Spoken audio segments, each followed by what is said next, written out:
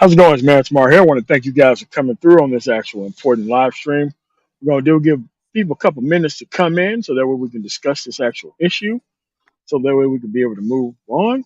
We got our special guest, and Gone 11. What's going on, man? Hey, I'm doing pretty well there, MOT. Doing pretty good. Doing pretty good. All right. All right. So what we're going to do, we're going to go over a little appetizer before we get into the main course here. Because, we have a lot of conservatives around here, but no one seemed to have covered any live debates. No one has covered any type of policy talk.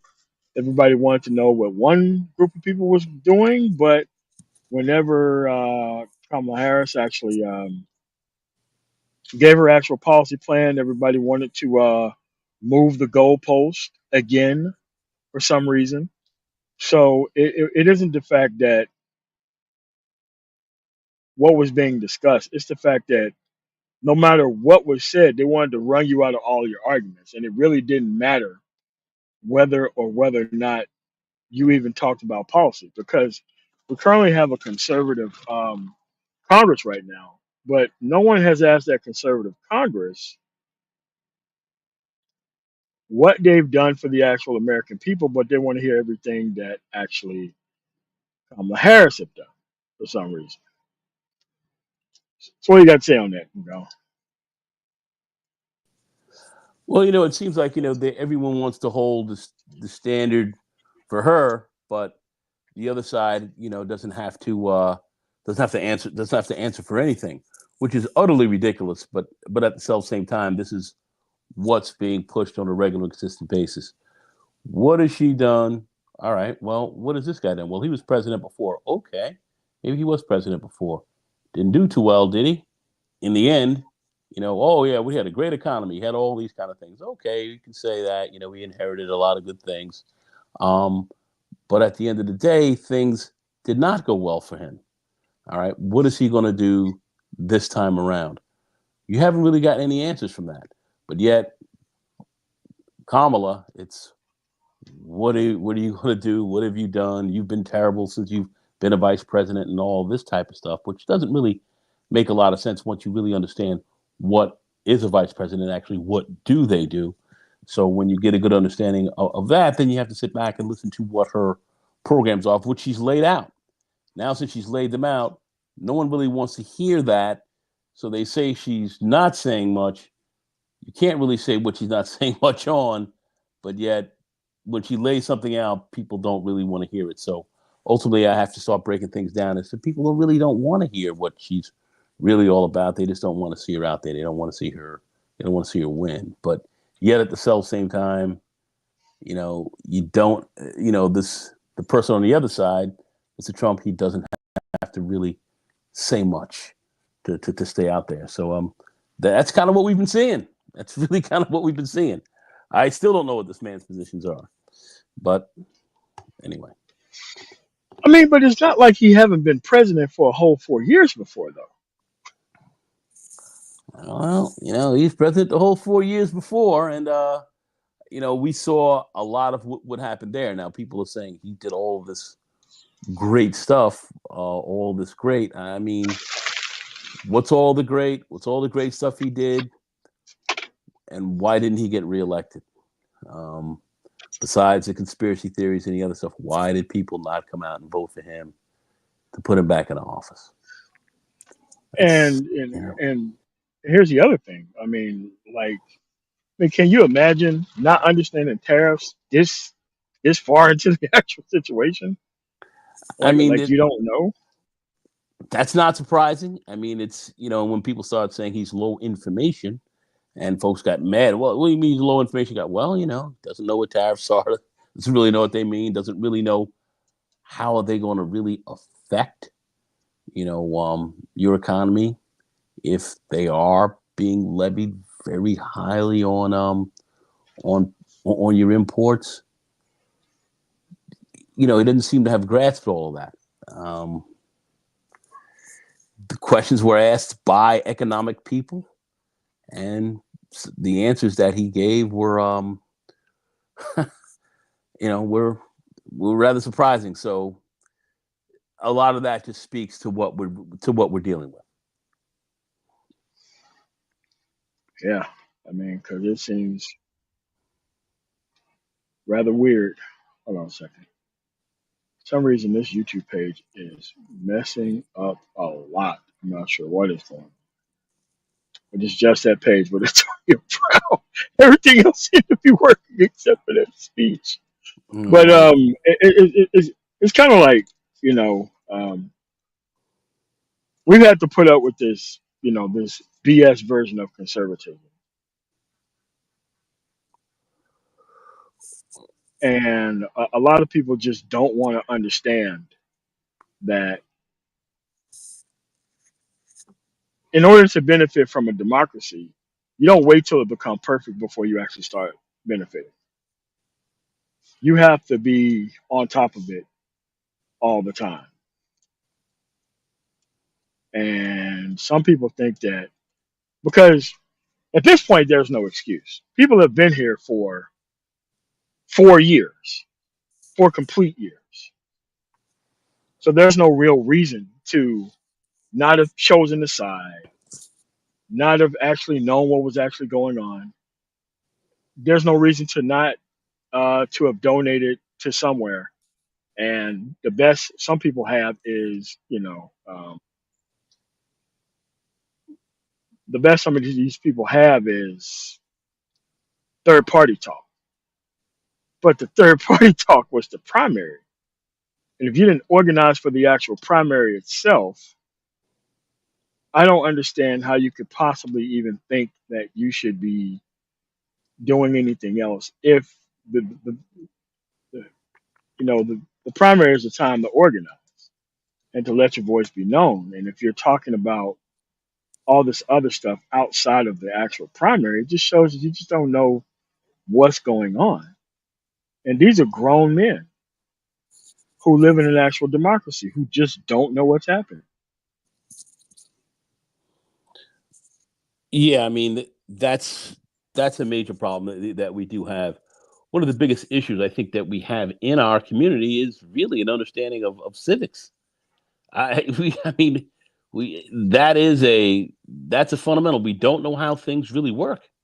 Um, and I'm not, sitting here saying everybody's dumb and stupid. I'm certainly not saying you're trying to say all that, but we do not have a very good understanding of, eh, especially many of us black men. I'm going to say specifically, since we're going to talk a little more about in this manosphere.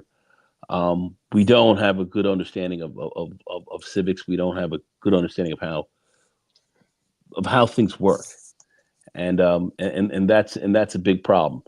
Let alone talking about with conservatives and all this kind of stuff, which people just don't have a good understanding of that as well. But yet, we're claiming all of this, and best I can see, taking positions in many respects against our own interests. So, or interests that I think would work towards benefiting us, and maybe many of us don't really understand what our interests might be, or what they really are.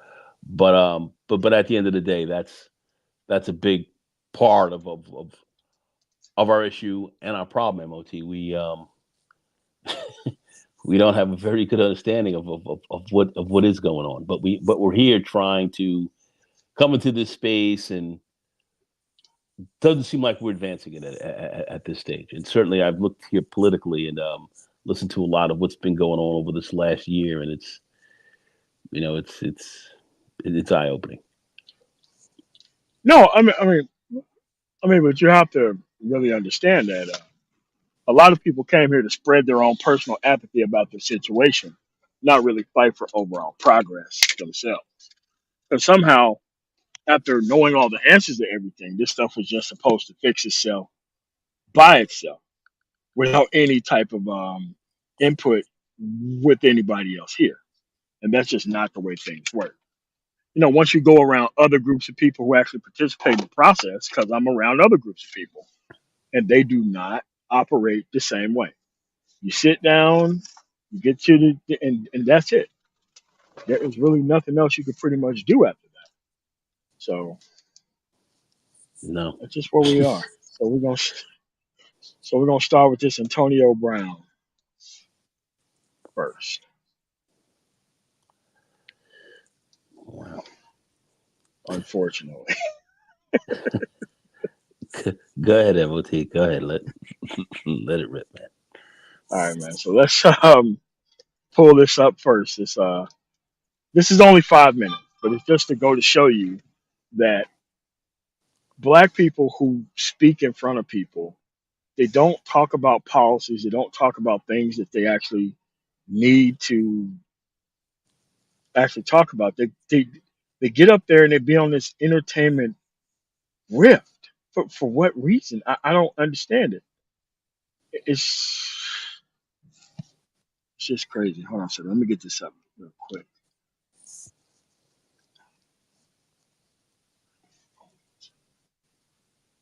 All right, here we go. All right. Zoom, share, present. And I highly suggest that if you're going to go up in front of people, please know what you're doing. Please know what you're talking about. Because you could be looking just as crazy as this guy. Hold on a second.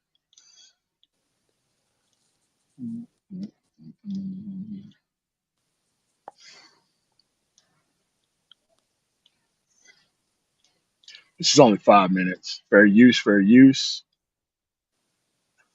or in our case, it's going to be unfair use or unfair abuse. All right, so let's get this going.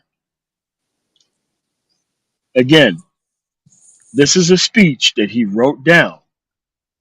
You didn't have to come up here and look like this. You didn't come up here to act like this. You did this on purpose. So let's keep going.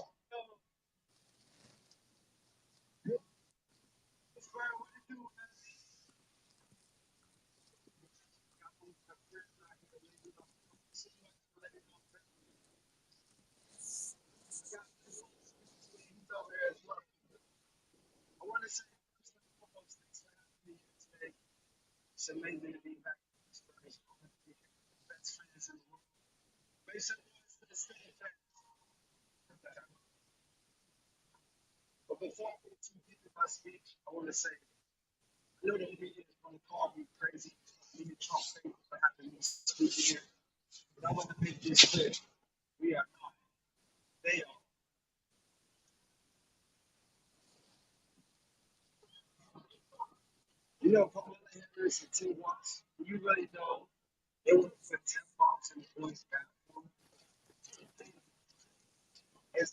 Wow.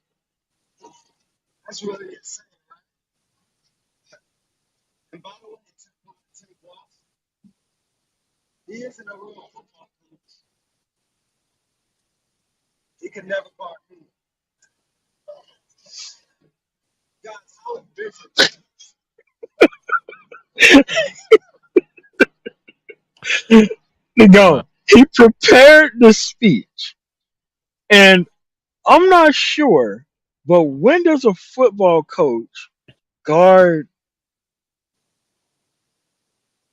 a wide receiver?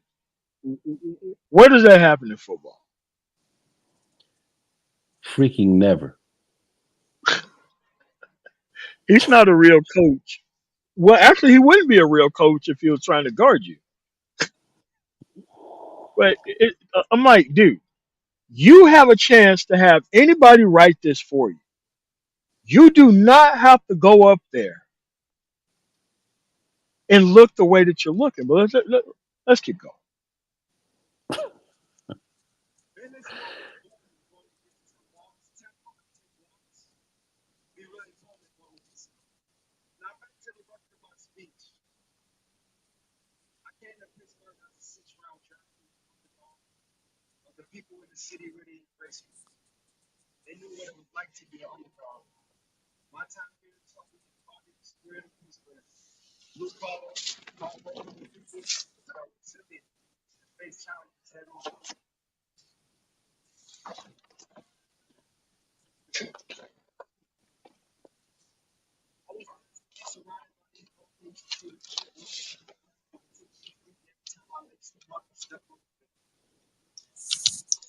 But I'm here today representing the man who carries those Donald Trump.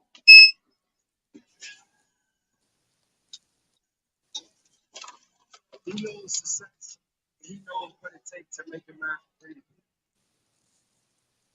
And to be real, all that experience highs and lows, especially me in my career as a Super Bowl champion, life as a father of seven amazing children, I have experienced low points and had to overcome adversity. Just how just how I watched Donald Trump overcome adversity. No matter what the media threw at me, no matter what people say to try to bring me down, he continue to push forward and keep getting back up. And he's always ready to fight, fight, fight, fight, fight, fight, fight. Oh, what is going on here? Like, bro, you're supposed to look up while you're actually speaking to make it look kind of believable. Boy. Like, what's the size of the font you think fight is on that paper that he's looking Uh, oh my goodness. Anyway. at? All right, man. No, you need a break from some of these things. Just ridiculous. Let's keep going, man. Oh my. Love it.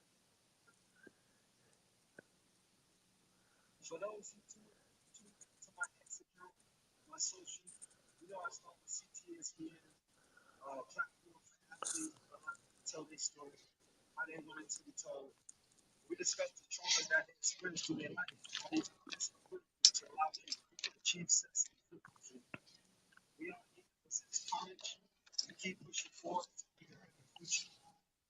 And speaking of pushing forward in a better future, we all need to support a 45th president, soon to be the 47th president, Donald J. Trump.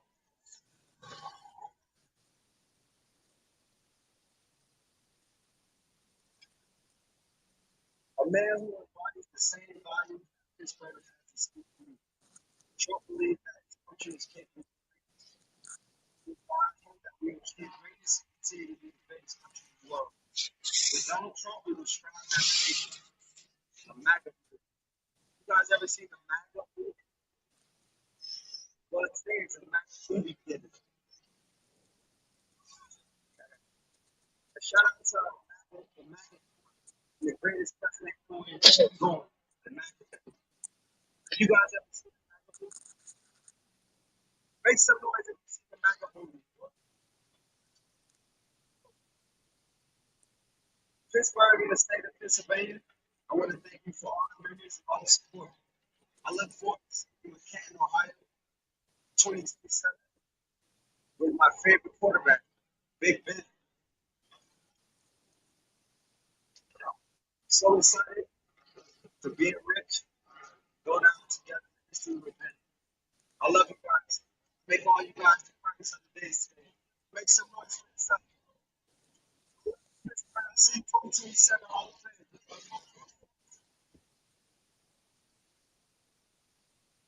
Did he just call them a bunch of crackers? Yep. Yep. Yep. That's what I heard. It's What exactly is what I heard. going on? Like, This is exactly what I heard, and they're clapping. Okay. you didn't need to say any of that. Oof, boy. Like, bro, you didn't need to go up there. Oh, yeah. God, that's your bl- that's your black MAGA, bro. oh my There you God. go. There you go. Somebody said here in the chat, you got CTE. Laugh. Yeah, I mean, CTE all day long. Man. Come on. okay, but let's go through it because you have to understand that one side has to talk about policies, and the other side doesn't have to talk about anything at all. So it's kind of hard to plan things and have a government that actually functions and work right when only one side has to talk about policy. And I get like Colorado works fine. All right, our state is amazing, and we have migrants who come here to work they gain legal status, they go out there, they get jobs, they do all the stuff that they're supposed to do. They go get the free training that I fought for within the actual state because I care about people working. I really don't care about people sitting around trying to wait till everybody else do all the work for them. And those are all things that we had to fight for. And whenever you go vote, especially early vote, you see the women out there, black women, who is actually out there getting the signatures for the next fight. So you get a preview on what's actually coming up on the ballot the next time that there's an actual election by actually going to vote early. I mean, you can see it, if you actually voted on the actual day, you see them going around trying to get signatures, but now you have time to actually read it and know what's being fought for before you actually show up there. And this is why you continue to keep participating in the process because you just don't want to quote unquote have all the answers and just don't participate in trying to make things better. That doesn't really make any sense. Think about that, bro. Oh, that's a lot of these people do not have any idea of really getting involved or participating. A lot of people want to get up, talk, get their ish off, sit around, talk about other stuff, do nothing. That's essentially what you see with many. Uh, That's what you see. People getting up, people like I say getting signatures, registering folks, moving out, getting actively involved in the process, moving things forward. So it's that's not as many people who are out there looking to do that. So you're looking at things differently. You're looking at two separate things. You have folks who are talking who have no intention of moving anything forward. None. They're sitting here doing a lot of talking, saying all kind of mess, doing nothing. And then those who are not around, wasting a lot of time talking smack to a lot of these folks, but out here moving, and helping to move things forward and deeply involved in the process, were the ones who were kind of making changes. So you're looking at two different things here, MOT, and we see a lot of that talk and do nothing. We see a lot of that here with a lot of brothers, unfortunately, who are caught up into this, and it's a little disheartening to see as much as that going on, and as we do see. All right. So what we're gonna do is gonna get you this TED Zone 10. We'll put a link in the actual description. Fair use. We're gonna be playing this educational debate between these two people because I am sick of seeing Byron Donalds try to represent black conservatism, which is a joke within itself. I'm sick and tired of these talking points that be thrown around that don't really mean anything. So let's just get into the debate between him and Gary Chambers. Indeed. And MOT, no so-called black conservatives have even covered this. I haven't seen anyone cover No, this. no, no, no, no. They can't cover it. They can't cover it. I mean, because that requires, a grasp of history, and they want to do everything that they can to distance themselves away from the actual substance of things that are talked about. I don't take these people seriously. I mean, no, I trust more center right people than actually these. Oh, I'm a conservative. Like, man, get the fuck out of my face. Yeah, but let's keep going here.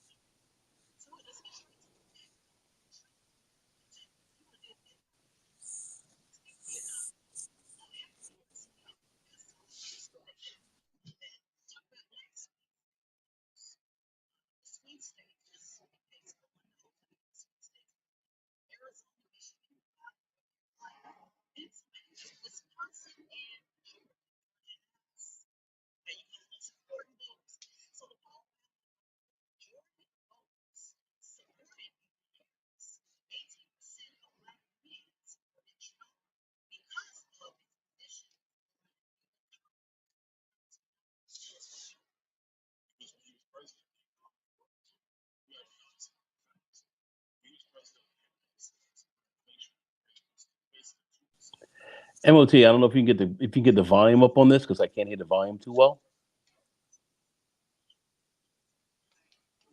Hold on a second. MOT, I don't know if you can get the volume up on this because I can't hear the volume too well.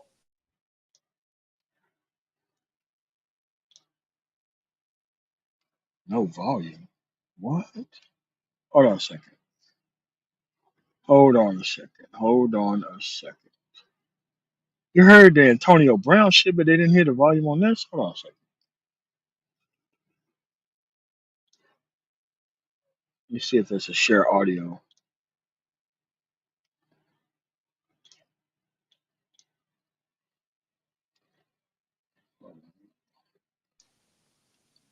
Try to present it again. Shares.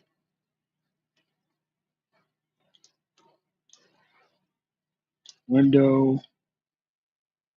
This.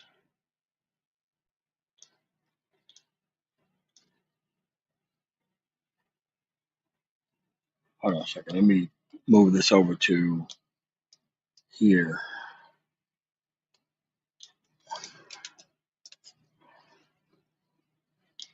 Hold on a second. Let's do this.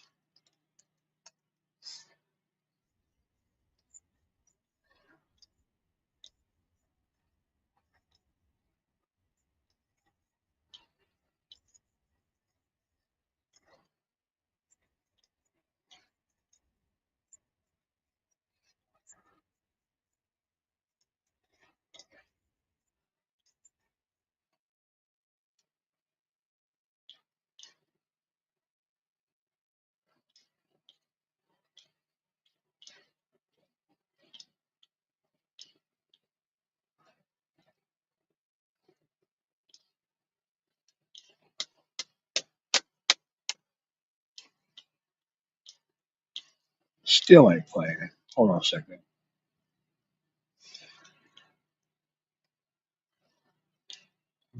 Mhm.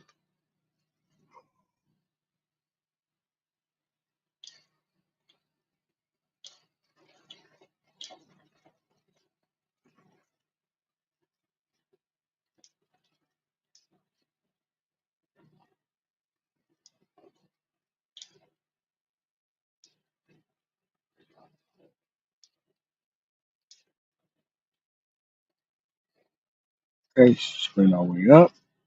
Sound all the way up. Some reason it's not sharing the audio. Don't. Hold on a second.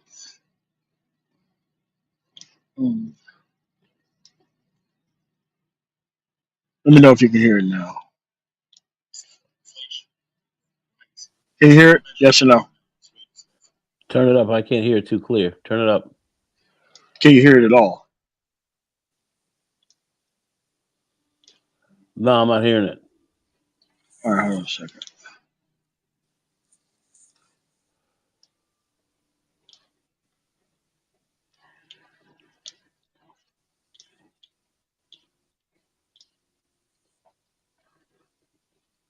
Hold.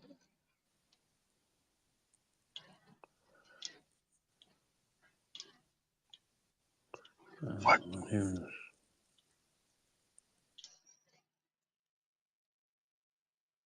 Hold on.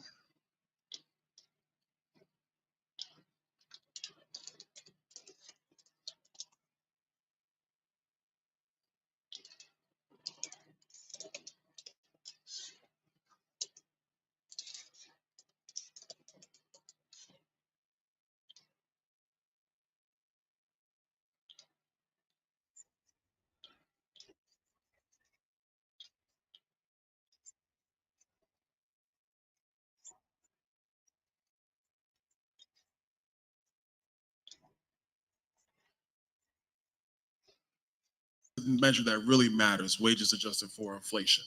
When you look at black unemployment, it was the lowest time at any point in American history to that point in time. When you look at the economy overall, it was growing across the board.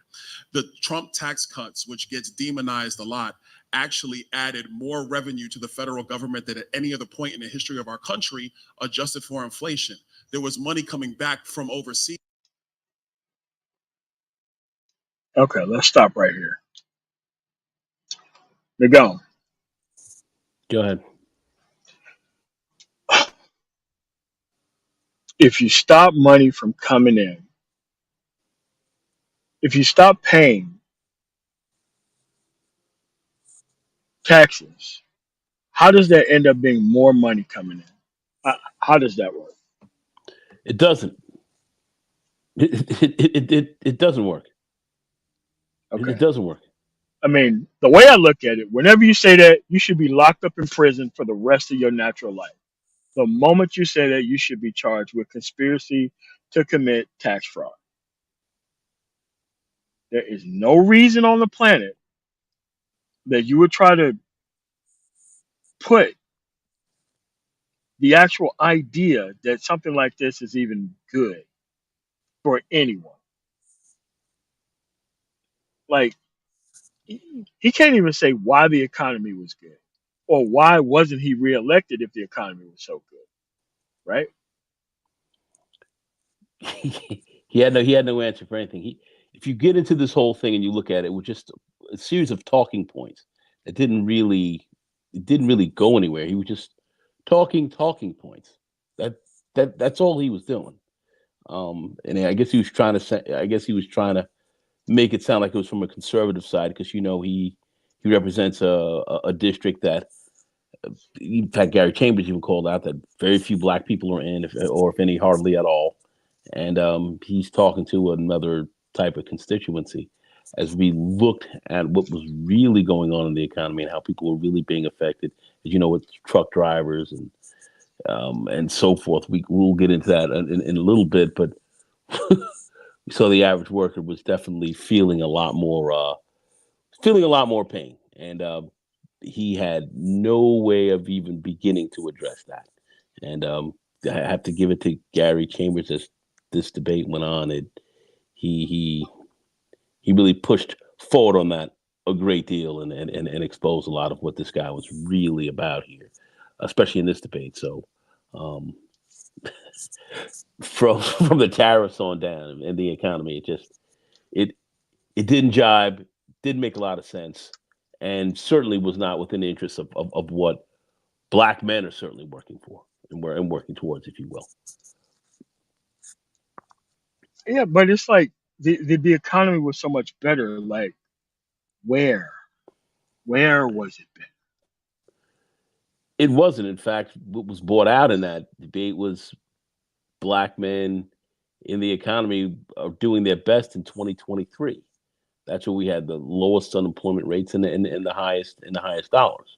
That's where we saw black men doing, quite frankly, their best. All right, by the numbers that we've got coming in.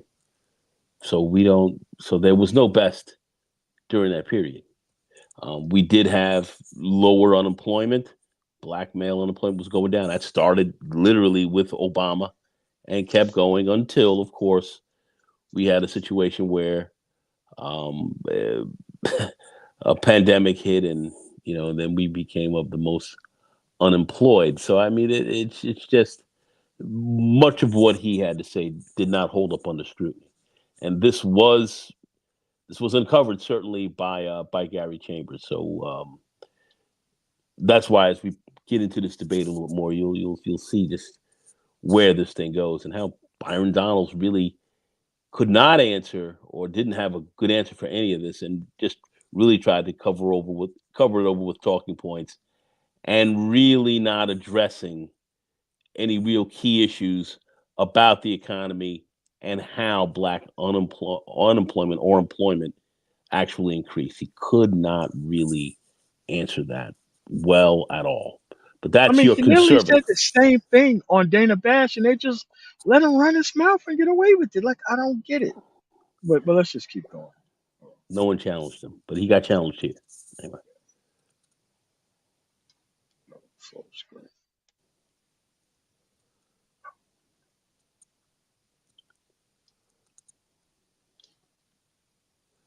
Okay, now the page is cute. Hold on a second.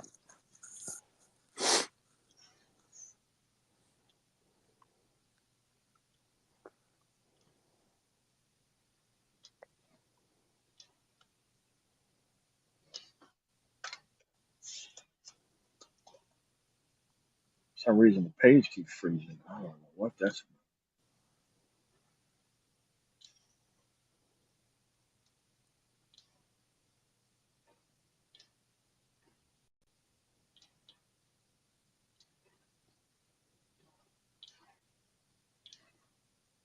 Yeah, what's going on? Misunderstood. Think, think, think.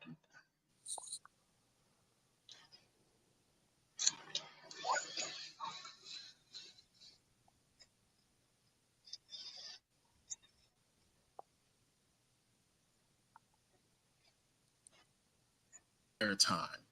Wages adjusted for inflation were rising. And that's the measure that really matters, wages adjusted for inflation. When you look Why the fuck does this shit keep freezing, man? Can you refresh it and see if it'll? I did. Hold on a second. Oh, hold a second ago. I'll be back. Let me try this.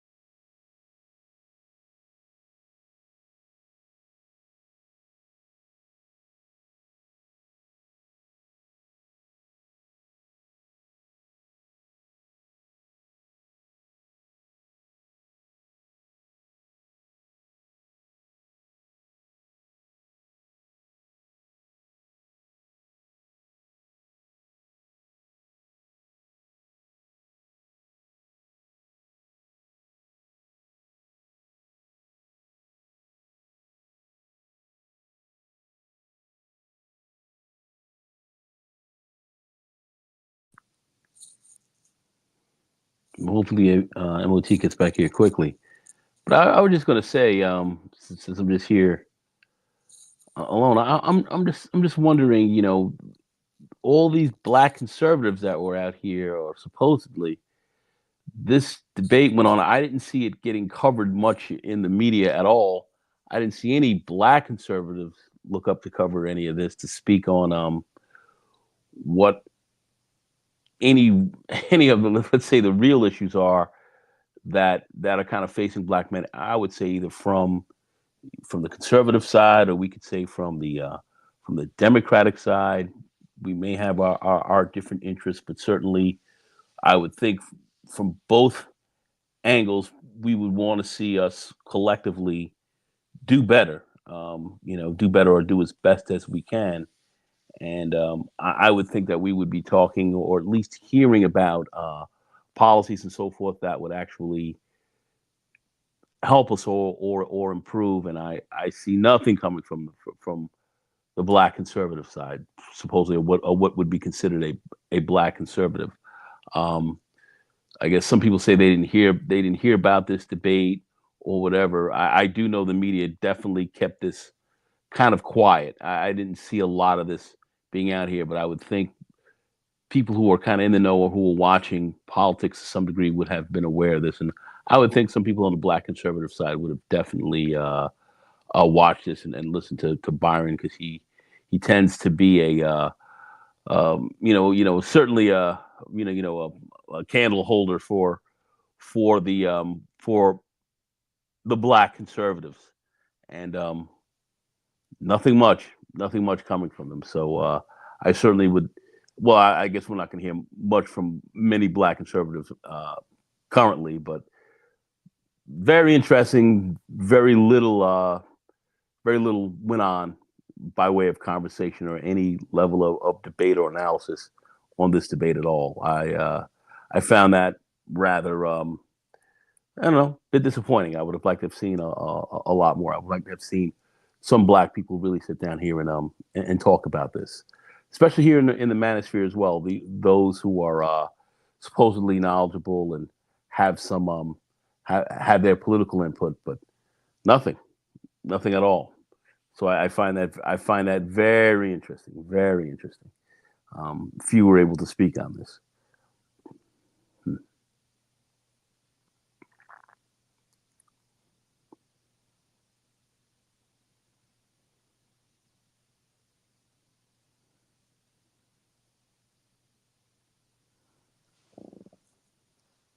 I wonder if we're going to see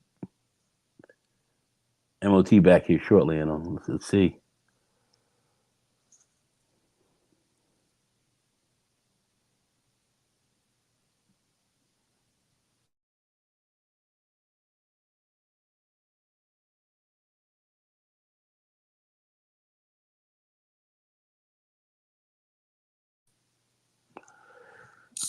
I don't know, Lawrence guy.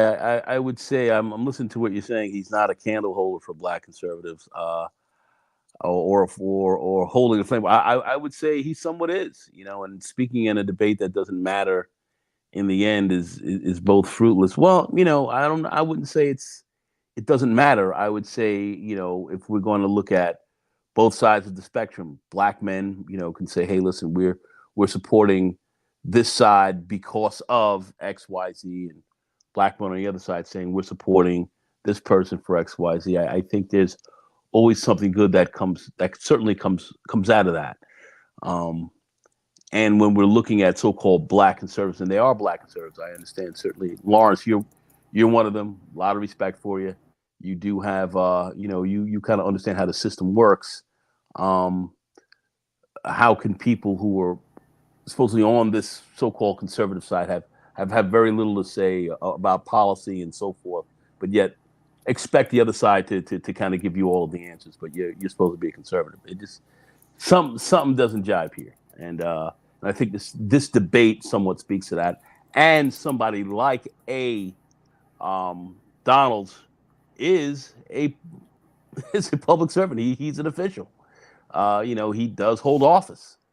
So I think it's very important. I think it does mean a lot. I can't say that it is fruitless. That's something I would not agree with you on. All right, cool. I guess that was a freaking update. I don't know what that was. I'm talking about strictly content creators. Obviously, you can meet black conservatives in real life, but content creators, nah, you don't see them as content creators. But let's keep going. Being really invested. There was a third way capital expenditures, but that was another point of his tax policy. Then you get to regulatory policy. When he came in, he cut about $1 trillion worth of harmful, in my view, regulations from the Federal Register that was slowing down small businesses in the United States. So when you put all that stuff together, it was one of the great points of economic growth in our country, and every demographic group took advantage of that, was rewarded with that economic growth. Everybody had a piece of that economic pie. So black men are looking back and they're saying, okay, we had the 4 years of Trump, we have the 4 years of Biden Harris. Which one was better for my pockets? Which one was I excelling in more and more? And if you look at the economic data, it's not a doubt. It was under Donald J. Trump. And that's why you're seeing more and more black men saying, you know what? I'm gonna roll with Trump. Counter Gary. I would just have to disagree because pay attention. He said up until that point, it was the lowest unemployment rate. The lowest unemployment rate for black people was actually in 2023 under Joe Biden. Donald Trump inherited a strong economy from Barack Obama, number one, and he fumbled the bag. He had a strong economy. He got hit with COVID and he fumbled the bag. So Biden gets in office with a pandemic, a financial catastrophe, and had to build it back up. What we look at is people who have a memory of the beginning of Donald Trump and not the end of Donald Trump. And government is like a ship. It turns slowly, not swift like a speedboat. And so the progress that we saw in the very beginning of his term, he just inherited that. So when we talk about the benefits of Trump, there really were none in the end. If you look at the judges he appointed and the things that they're rolling back and the injustices that are taking place as far as some of their rulings, you don't have to look at Roe v. Wade. You can look at black folks in South Louisiana cannot sue the chemical plants anymore for environmental racism. They can't get the job at the plant when the plant comes in. They're going to get the cancer from the plant. And because of Trump's judges, now they can't sue when they are harmed by those things. When you talk about what's going to benefit the economy in the long run, it's going to be things that like what Vice President Harris is talking about, 3 million new homes that she plans to build, $50,000 that she plans to give in tax credits to small business owners. Donald Trump only wants to give tax credits to the wealthy. That doesn't benefit working class, everyday, regular black people. I think that when we talk about these numbers, we need to also look at where are the strongest economies in the country and where are the most failing kind of economies in the country. I'm from Louisiana, the 50th ranked state in the nation. If you want to see what Republican policies do, I invite you to visit us any day. Count. You got to count? Oh, I got a lot of things to counter there. First, number one, when Barack Obama left office, the economy was actually not growing. We were in a stagnant economy. And this is my career. I'm securities licensed. I worked in the business 17 years. Hold on one second here. Hold on one second What? here. Do you hear this madness? I mean, the facts were he handed off you a good economy. Your economy was growing and your unemployment rate was dropping. What is this man talking about? You see, this is the craziness. This is the talking points and some levels of misinformation that are being put out here. You know that people are consuming as if this is the truth. This is now, mind you, this man is a sitting. He's in Congress, making this statement. When we can sit back and literally look at it and look at the facts.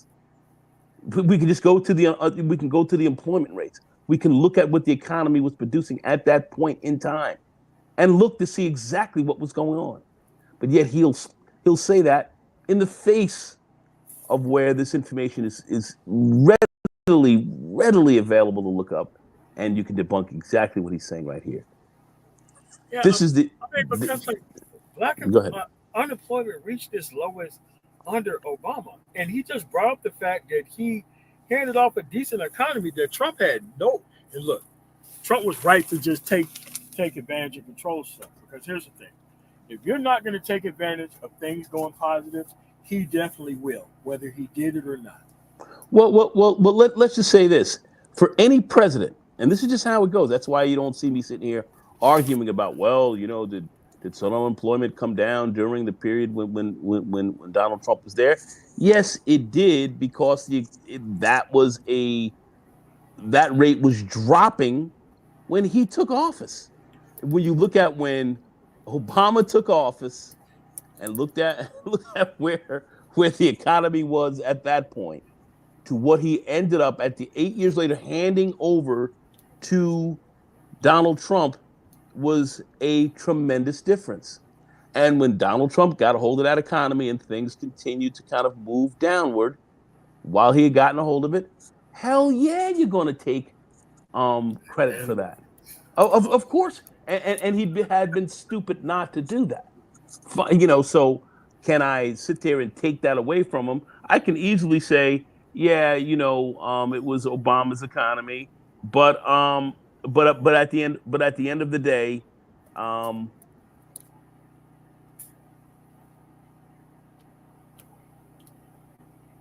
you just stopped talking. I'm sorry. Yeah, I'm sorry. Somebody's calling in here. You're trying to get a hold of me. But he can take, you know, he could take credit for that. He could take credit for that. But the key of it is if you're going to take credit for it and you're going to benefit from that, fine. Continue that process. Keep things moving in that direction, of which he was not able to do. You know, let's lay it out straight. You know, when Bush had his tax, when he raised taxes, read my lips, no new taxes, and then he had to raise taxes, and then ultimately, when Clinton came in and won the presidency and took over, and then had a very, very good economy and did a lot was because of those tax raises from Bush. Had Bush been reelected, Bush would have had a very good economy. He would have done well. But that's But they cut him so much, you and they know have to keep you know raising it back. So if he just would have not touched anything, he probably would have been fine. But the people who they have to support, that's what they actually think. That the more you cut taxes, the more revenue comes into office. This is the stupidity that we just heard a little while ago. yeah, that's exactly correct. That's exactly correct. But the tax raises that Bush had to push that did help the economy when Clinton came in and he took that and ran with it. So a lot of people don't want to give credit to Bush for that, but he was a part of the success of let's say of the Clinton economy. Okay, no question about it. When Trump came in, he got tremendous benefits from the Obama economy. But then look what happened when things started to kind of go wrong, even before, let's say, even before COVID. He was having some issues there, having some issues. We can get into that in a little bit. Yeah, But he was having some issues. Things were getting a that's little rougher, and then we got hit. But anyway, go ahead. 1 to 1.5% per year when Donald Trump came into office. When he cut regulation and put in his tax policy, which, by the way, like I said before, grew the federal treasury. You lower tax rates, you actually get more tax revenue. That's an empirical fact. When he did that, mirrored with his put together with his regulation cuts, economic growth in the United States went from 1.5 under Barack Obama to 3.5 under Donald Trump. Those are the facts. That's the details. Number two, to what Kamala Harris wants to do. First and foremost, how's she going to build 3 million new homes? Has she actually told us how she's going to do that? Because she has not. Quite frankly, she hasn't told us much of anything, but I digress. Hold on, brother, I'm going to come to that. Here's why. The same regulatory policy that the Biden-Harris administration has now put in across the board, including their environmental regulations, that slows down the ability to build new homes in the United States, and it increases the cost of building homes in the United States. And that's before I get to her economic policy. Number two, giving $25,000 to a first-time home buyer, that's only going to make the cost of homes $25,000 more, because every seller in the United States is going to say, well, hold up, you're a first-time home buyer, you got another $25,000 from the feds? Well, cool. Now my price of my home is now $25,000. Now hold on a second. Then why is Elon Musk so rich then? If they get how many tax credits for an actual electric car, that doesn't mean the electric car becomes $25,000 more expensive. What's going on here? It's like, do you know what a tax credit is? Anyway, and it's like, in order to have this guy on, we got to allow him to lie about shit. Yeah, and come up with this voodoo economics. Everybody know that Trump added $8 trillion to the deficit because of his failure with COVID. Like, that's not a secret. People know that. So by cutting all these regulations, all this, no, dude, they're just walking there with handcuffs and put his ass in prison. Because you can't have people just nakedly going out and saying this stuff without anybody even, no pushback. Like, this is why I hate this. Let them two go at it. This kind of Prophet of Thought series-esque type of back and forth shit. Like, no, man, like a moderator has to moderate the debate, which means you can't just make stuff up and just start throwing it in the conversations. But let's keep going here, because that's just a flat out lie. $1,000 more. It's actually not going to help the affordability crisis. Number three, her plan about wanting a $6,000 child tax credit. Well, a funny thing happened in the American Rescue Plan that Joe Biden signed into law in May of 2021. Kamala Harris was a deciding vote in the Senate on that plan. In that plan was the same tax credit policy. When that came to the House of Representatives, I was on the Budget Committee. When it came in, we said to them, this is going to create inflation, because what you're doing is you're going to give the child tax credit combined with state unemployment benefits, and that's going to be more than that. Okay, let's go over this.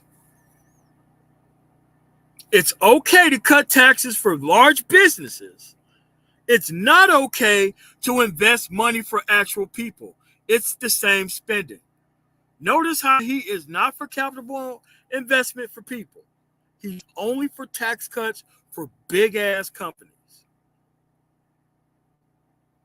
I don't understand this. How people get caught up in not understanding that this dude is lying about fucking tax policy. And it's always a problem when you invest in people. It's never a problem when you do the shit for business. Let's keep going. That average prevailing wage across the states right now. So essentially, people are going to stay at home. Why would you go to work in the middle of the second half of the pandemic when you're getting state unemployment and you're getting a child tax credit and you're making more money being in the house? That created a labor shortage in the United States, which created the inflation that's been crippling families. So, brother, I hear what you're saying, but the economic record is clear. If you're trying to generate economic growth, which is the thing that's going to allow small businesses to thrive, allow Black people to thrive, Hispanic people, white people, etc., you have to have a low tax environment. You have to have a low regulatory environment. And she's not proven that she can build, frankly, anything. She's in charge right now of the broadband program that was in the Inflation Reduction Act. They've not added anybody under the Biden-Harris administration to rural broadband, even though they put $42 billion towards that program. So I'm looking at what she's done, not what she says. And what she says doesn't add up. Okay. I think that you said a whole lot of things to say a bunch of nothing in some ways, because you bring up these policies. Question for you: do you support raising the federal minimum wage? No, I don't. I never Okay, have. so when we talk about the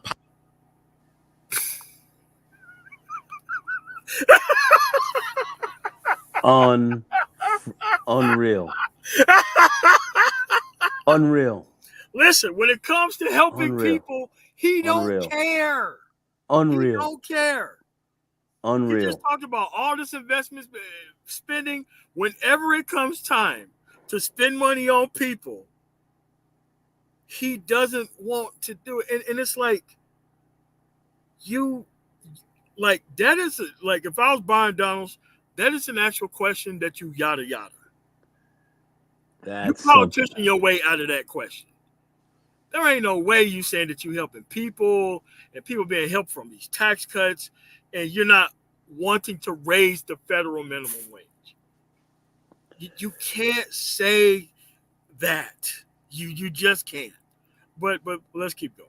Policies that he's supporting, those policies support the wealthy. He doesn't support making regular everyday people be able to earn a higher living, because he believes that the wages are going to trickle down because the people with the majority of the money are going to pour some money into your cup all of a sudden. It never happens. It never happens. When you look at the policies of Democrats versus Republicans, Democrats have created more jobs over the last 30 years under Democrat presidents than conservative presidents. 2.3 million jobs got lost under Donald Trump. And he's skipping over the last 2 years of Trump's presidency because you can't talk about the fumble bag. You just can talk about what you thought was right in the first two years of the presidency. If you had a leader who was wiser on the front side of the decisions, then we would not have had a crumbling economy and a healthcare crisis on our communities. The second part: did you vote for expanding Medicaid? Well, actually, I was going to ask you a question because you asked me once, so now I was going to. I gave you a little bit of time. I want to. This is my time. I want to follow up with that. Did you vote for? Very key question. Expanding Medicaid, helping expand Medicaid, or did you vote for the $2,000 cap on prescription drugs this year? The $2,000 cap, I believe that was in the American Rescue Plan. Did you vote for it? Well, no, because it created inflation. Bro. Everything for people he's against. But definitely supported a $1.5 trillion tax cut for the ultra wealthy. Said absolutely nothing about the first PPP loan and half of the second one going straight to corporate America. Didn't even go to smaller businesses. Didn't talk about that at all. Let's keep going.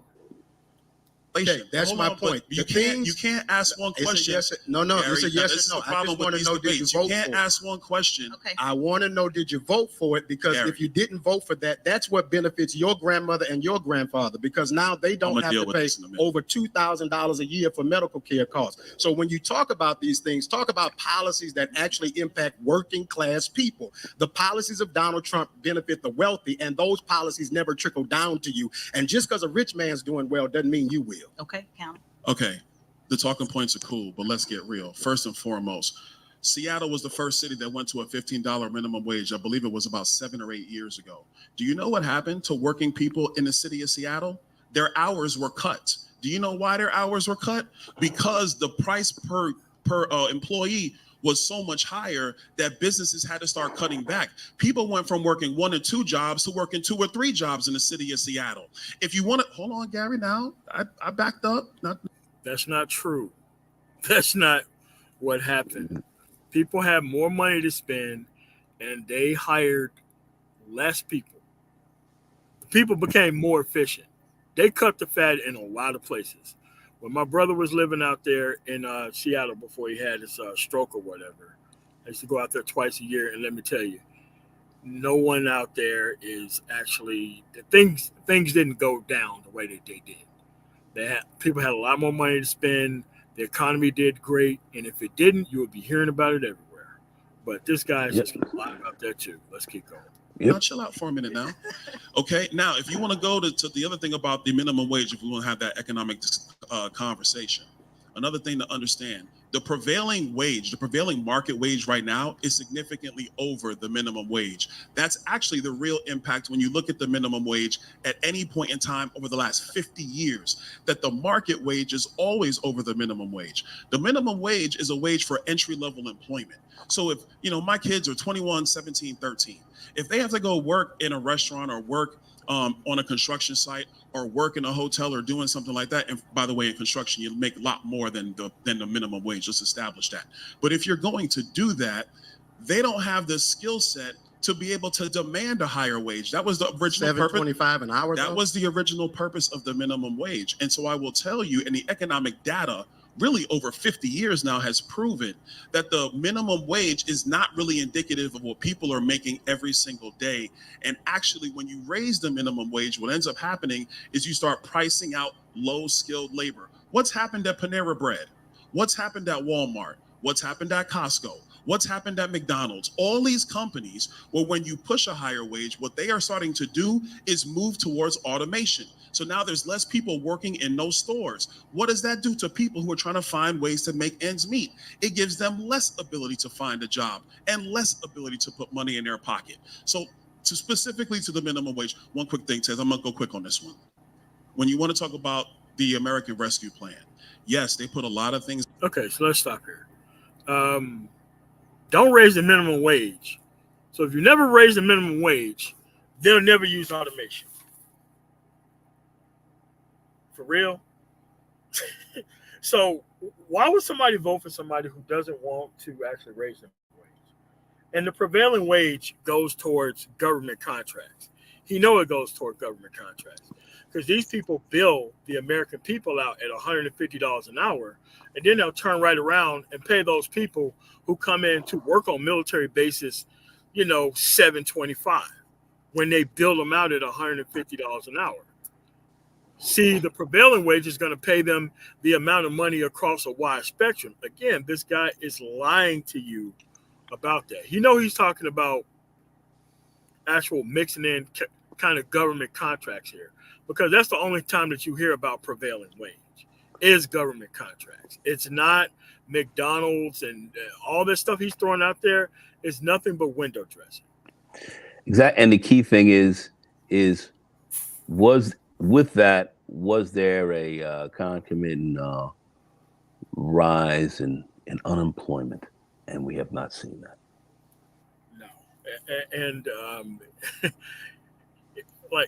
like people saying like this, oh, it's going to be a $20 Big Mac. Like, did that happen? No, it went up to it went from like $2 for $1 to $5 for a Big Mac. It didn't go to some $20 like they kept saying if you raise the minimum wage. Well, let's keep going. Didn't happen. Anyway, go ahead. Is in that bill, like what you talked about with the out-of-pocket expense on prescription drugs. But let's be very clear. The American Rescue Plan is the bill that created the inflation that has been hurting every American, regardless of race, in the United States of America, except the rich. Who said that? Not me. Lawrence Summers, who was the economic advisor to Bill Clinton, because he came out when that bill came out and he said, do not do this. The economy doesn't need this stimulus. It's going to cause inflation. Larry Summers was right. House Republicans were right.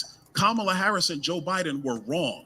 So how are you going to entrust her with the economic future of our country when she's already damaged the last 4 years of purchasing power for the same people who need help today? Okay, so I want you to counter that, Gary. Then I believe we'll have a question from the audience, and then we want to get to the next topic. I want to make sure both of you have time. I don't want to go into the details of everything he said, but what I will say is that no American should be making $7.25 an hour anywhere in this country. And if you got a congressman who supports keeping the federal minimum wage at $7.25 an hour, I don't care if you're 15, 16, or 21, you can't afford to pay a light bill on working 40 hours a week at $7.25. But let's be very clear. No American is making $7.25 an hour. That's not true. I live in South Louisiana. I guarantee you I can find you somebody making $7.25 an hour.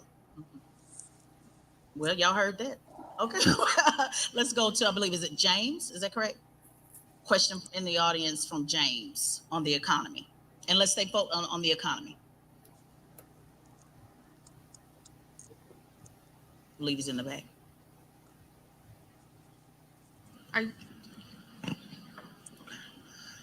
Hey, good afternoon. So again, my name is James R. Sanders, author of Reparations, Style and Soul, and host of the Big Pay Black podcast. So a few weeks ago, Tyrese incorrectly accused the Biden administration of not including the Black community in legislation having to do with the Stop Asian Hate bill. While the singer was ultimately incorrect, he was not alone in his perception. And while we all know perception is something that can ultimately swing a vote, is she doing a good enough job of separating her policies from the Biden administration previously with what she's doing now in campaigning? So is she doing a good enough job of separating her own policies from the Biden administration and what she did previously from 4 years ago?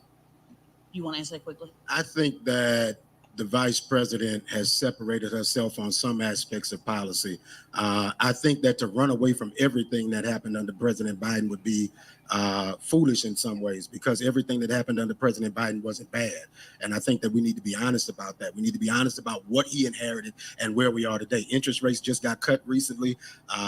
Inflation is down at this point, and that's a response to the things that were inherited by Donald Trump.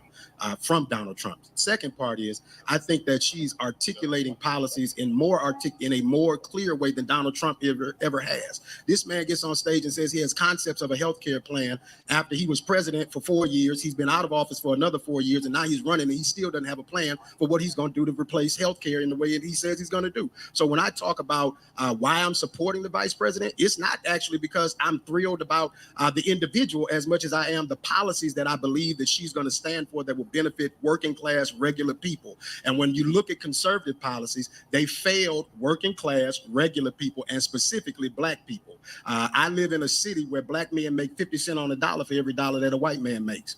And that's in a city and a state that's ran with a Republican governor and a supermajority in the Republican legislature. If you let their cronies end up in the White House and in the Congress in charge, that is what America will face. You'll end up like Mississippi and Louisiana, and most of y'all moving from the South, not coming to it. So is it the same as Biden? Is it still the same platform, or should she separate herself? Well, first of all, to be honest with you, I don't think she's really separated herself from Joe Biden at all. She was the deciding vote for every major economic policy that went through that administration. She had to break those ties in the United States Senate, so she can't separate herself. Furthermore, she was sitting right there with him when they were going through everything when it came to immigration and border security, when it comes to foreign policy and all those policy sets.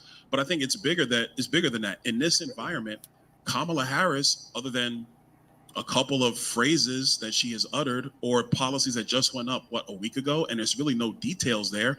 She hasn't articulated much of anything.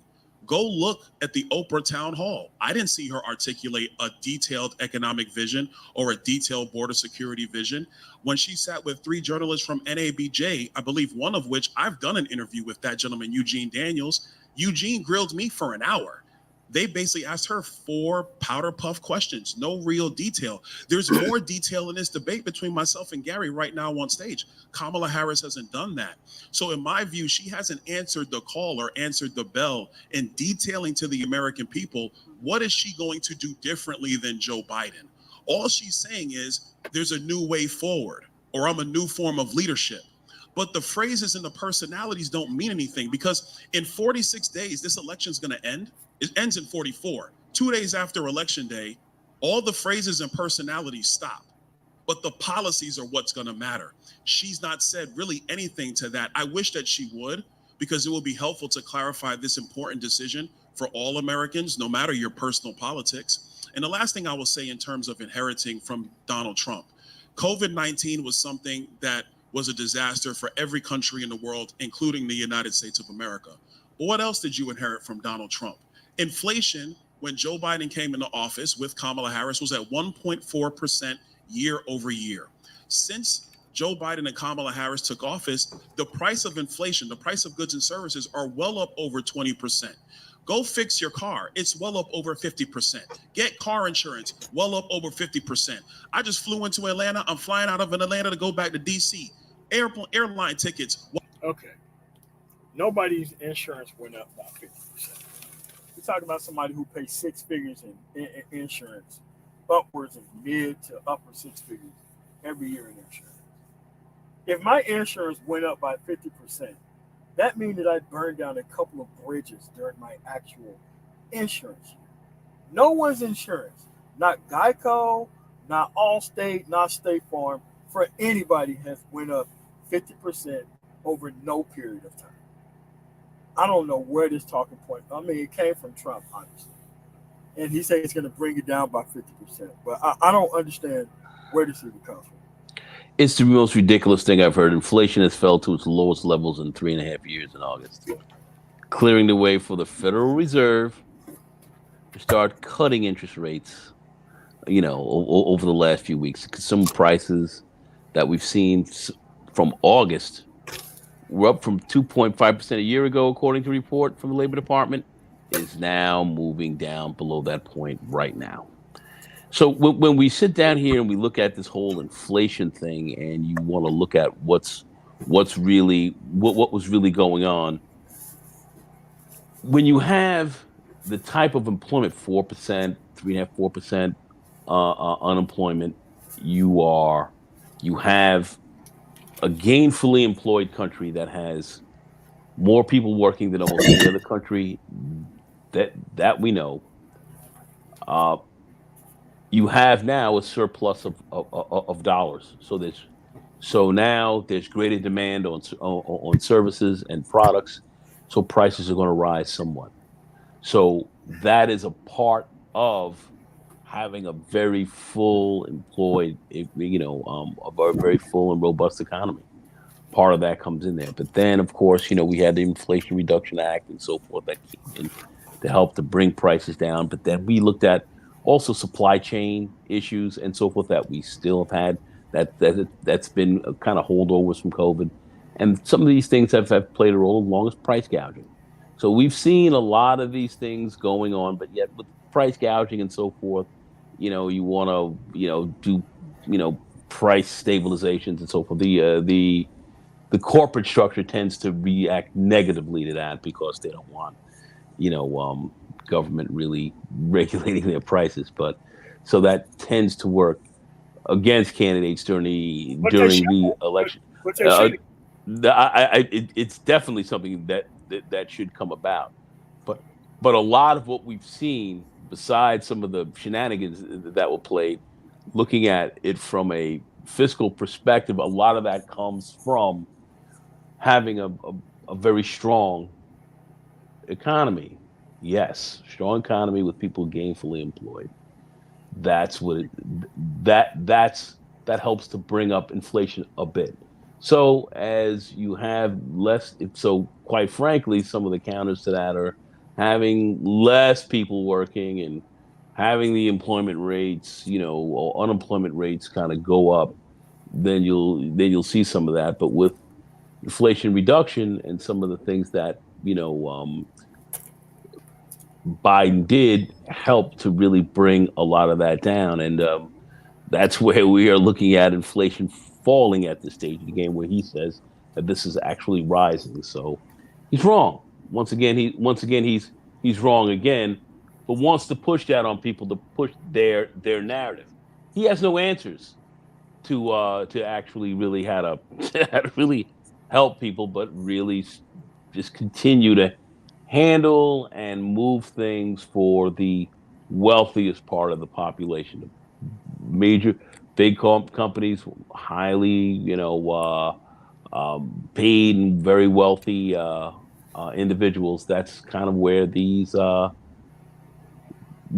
are coming from on that side, and you see the contrast as these two talk here quite a bit, and you see where, from a standpoint from fiscal conservatism that these guys are talking about, or Byron Donalds is bringing up, it's not for you. It's not for the rank and file black man or black woman working in this cultural society, or for many other whites and others as well, Latinos and so on and so forth. For the rank and file person, this is not for you. This is not for you. That's what this guy is essentially saying. Go ahead. Well up over 30%. That's their economic policy. That was not happening in the United States when Donald Trump was president of the United States. And I will add in closing, because we talk about job numbers. When the economy was shut down because of COVID-19, of course, a lot of people lost their jobs. But what did Donald Trump do? Did he just sit in the White House and not lift a finger? No, he moved PPP funding for small business owners to be able to keep their businesses somewhat afloat through the pandemic. They moved additional assistance like tax credits and et cetera for people who are employees to be able to try to make ends meet and stay above sea level while the economy was shut down. So Joe Biden comes into office, they start reopening the economy, and then what happens? All those jobs come back. That's not because of Joe Biden and Kamala Harris. That's because those jobs are going to come back regardless of whoever was president of the United States. And last thing I will say, the Biden-Harris administration just had to come out with a revision to their own employment statistics, and they had to remove 818,000 jobs that they had falsely reported to the American people, and the unemployment rate has been going up. Okay, with 818,000, it was still more than Donald Trump. With 818,000 jobs, the pandemic shut down the economy. Whatever the reasons are, the numbers are the numbers. And let's be clear: if nobody's going to work, a Democrat Congress passed the PPP protections, not a Republican Congress. So when you talk about Donald Trump giving you PPP loans to bring us back out of the things that we were dealing with in COVID, it was a Democrat Congress that did so. It Wasn't was a that Democrat a negotiation Congress with Donald Trump? But who was writing the bill? The Democrats. That's actually not how it works. The White House writes a lot of the bills that get passed and signed. So you telling me that you don't write legislation? Gary, you ran for the U.S. Senate. You know how this works. So you telling me that you don't write legislation as a congressman? No, what I'm saying, what I'm saying is that when you get to the bills that move through both chambers of Congress and to a president's desk, there is a large negotiation that goes on with each chamber of Congress. Where does the bill and start, the White House. That's how it works. Where does the bill start? So hold on. Let's not schoolhouse rock. Where does a bill start? Well, actually, it depends on the bill. Where does the bill start, Congressman? I'm trying to tell you, brother. In the House. Brother, that's actually not always true. If you're bill starts in the legislature by the people who write the bill. Brother, I'm in the Congress 4 years. I was in the State House 4 years. Okay, brother, so where does it start then? Just a quick, I got another question. I need y'all to have 2 minutes. I want to make sure this is clear. Yes, where does a little bit more than schoolhouse rock. The president signs the bill. He don't when write. spending bills originate, spending and taxing bills originate in the House.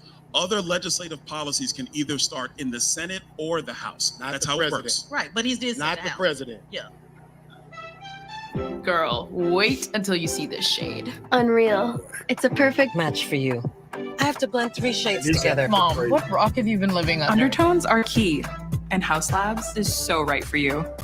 Only at Sephora. Emoji killer. Yeah, but Listen, I would never shop at Sephora. I don't understand these ads. Why you even put them in here? Now I'm mad as shit if I ever see a Sephora anything. Well, let's keep going. President negotiates everything. Presidents just don't sign stuff that comes from Congress. Y'all know that. But let's Come on, now, let's not- okay, but hold on. But let's be fair. Hold on, wait. This is important. This is important, Congressman. This is important because we want to educate. We got a lot of people who are 18 to 25 may not understand schoolhouse right, may know what y'all talking about. So we want to be. So let's be clear about where a bill starts in the House. I understand the president can negotiate. I understand that a president can send something down and say, hey, I need you to write these bills, but we want to make sure that we're giving these young folks accurate information. So it starts in the House, correct? A House or the Senate? The House or the Senate. Spending and taxing bills start in the House. That's it. But That's all. But the reason I want to say that, Ted, go ahead. is because when you say that the president did these things as far as PPP, the Congress wrote those legislations and passed that. And that was a Democrat Congress. Trump made them hold up the checks so that they could put his signature on the check. That's why you think that Trump did. Gary, the last statement you made is politics, man. That's politics and personalities and talking points. It's not facts. It's not reality. Ladies and gentlemen, let me give you reality. There is nothing that's being signed by Joe Biden, Donald Trump, Barack Obama, George W. Bush, Bill Clinton, etc., that is not negotiated with White House staff and congressional leadership. That's how it really works. That's not what we said, though. What we said, Gary, you just trying to say that it was what you said is that the president that's not true. Come on, you said that Trump gave people PPP. The Democratic Congress gave people PPP, and Trump signed it. Okay, so I think we got. So bottom line, Gary Chambers is saying it started in the House. Congressman Donald said it couldn't have happened without Trump. Democrats. That cannot happen without the president. We got it. So let's go on to the next. I agree with that. So let me get to this question. In education, which is important, do you believe that charter schools and voucher programs give minority students a better chance at a good education, or do they weaken public education and increase inequality? I'm gonna go to you, Gary, first on this one. So I think that every community should have good public schools, good quality public schools paid for by your tax dollars in your community. When you introduce a charter, you introduce a private entity that then has its own board, not elected by the people, to take resources from the public school system into a charter school system to educate children. Are there some good charters? Absolutely. I know of several good charters in Louisiana. They're mostly homegrown charters that are created by educators from those communities who really care about those kids and understand how to teach those kids. What I've seen, though, because I live in Louisiana, we have one of the worst education systems in the country. New Orleans is one of the only places in America that had an all-charter school district until this year. Right? For the last 20 years, New Orleans has had an all-charter school district. It has not produced quality education for the people of New Orleans. If you ask the people of New Orleans what would they prefer, they would prefer to give the control of their schools back to the school board that they vote for so that those resources can be there. When you take a kid out of the public school system and put them in the charter school, the money that's with that kid goes to that charter school. So when you look at your local school district not having the resources to do professional development for teachers or not having the resources to build new facilities or give quality training to people. They don't have that because the more charters you open, the less money that's in the pot for everybody else. I think we need a national moratorium on charters to hold them and do an evaluation to say, has this worked for America overall? And if they haven't, then we should ban them and we should go back in the direction. Because let me tell you, we only put charters in Black and brown communities. They do not put charters in poor rural communities to fix the rural communities where those kids are struggling in school. Rural communities have struggling schools too, but they don't send big box charters to them. Why? Because they're going to say to those communities, I can tell you in Ascension Parish, Louisiana, which is right next to East Baton Rouge Parish, it's majority white. Those people there don't want charters. They have a majority Republican school board. They don't want charters in their community. So quick question. When you said ban it, are you talking about on the federal level, or do you think there should be something more on the state level? I think they should not allow them, period. Donald Trump agrees with, wants to end the Department of Education. I think that there has to be a checks and balances because otherwise some of these governors and state boards of education will run rogue with our kids and their education. Paying your bills on time raises your credit score, right? Wrong. In fact, this is one of the 3 major credit score lies you're being told by the big credit companies. All for any of these. Well, a couple things. First, I believe that we should have an all of the above approach. approach. When I first got into the state legislature, I felt that the answer was charter schools only. I've actually moved away from that position. When did you move away from that? Just so. Probably around 2018, 2019. Okay, what made you move away? Because what you begin to realize is that it's not just about a charter school or a traditional public school or a private school or a parochial school. What you begin to understand is that you want to have an economy of education where parents are empowered to make those decisions on behalf of their child. I have 3 sons. They've all attended different schools. They all learn differently. They all have different ways of progressing through an institution, just like any other child in America. So I think what we really want to get to is a situation where, yes, parents, through a scholarship program, like some states are beginning to start, they are given the ability to pick and choose where they want to go with their child. If it's the local traditional public school, then that's fine. That's the decision of the parent, examining their child and what their child needs most. If it's a private school, so be it. If it's a charter school, so be it. When you have a situation when you have multiple schools having to compete for those children, it actually raises the game of all those different schools for the children. It's much more of an economic principle that we see in so many other parts of our economy when people's purchasing power creates better product overall. I think when you talk about rural America, Gary brought it up, and this is important. One of the reasons why you don't see a lot of your corporate charters, your big box charters go into rural communities is because there's just not enough students in a compact area where it actually makes sense to put a school there. How are you going to bus schools from a 30-mile radius, 40-mile radius, 50-mile radius when there's already a competing traditional public school in that area? It doesn't really work. I think that in the economy where we're at today, where it's based upon information, you got to have a free-flowing ability for children to get the absolute best that they need of what's available to them. And that's not to diminish public schools per se. I think that with traditional public schools, the issue is that it has been so dominant for so long, it has been in the mud in terms of the true innovation that is necessary for public schools to meet the needs of these kids, and the public school is not going to meet the need of every kid. Quick question for you, Congressman. Do you support Donald Trump's position on getting rid of the Department of Education? And if so, why? Oh, I do, and it's empirical data. Since the Department of Education was created in, I believe it was 1977, since it was created, the academic rates of mathematical attainment at 4th grade and 8th grade and reading literacy at 4th grade and 8th grade has decreased for students in the United States. Okay, dumbass. All right. The Department of Education has oversight. So you mean to tell me that things are going to get better without oversight? Incredible. Things are going to get better without oversight. Incredible. But see, that's what he's talking about in his community, whites taking over, making sure that, but knowing that in your community, Black community per se, where you need a good public school education. Tate Reeves in Mississippi. You want to give him full control over how kids are being educated in the state of Mississippi. With the so-called rules, my hometown still get books 15 years after they're printed from the actual, what do you call those schools? Private schools.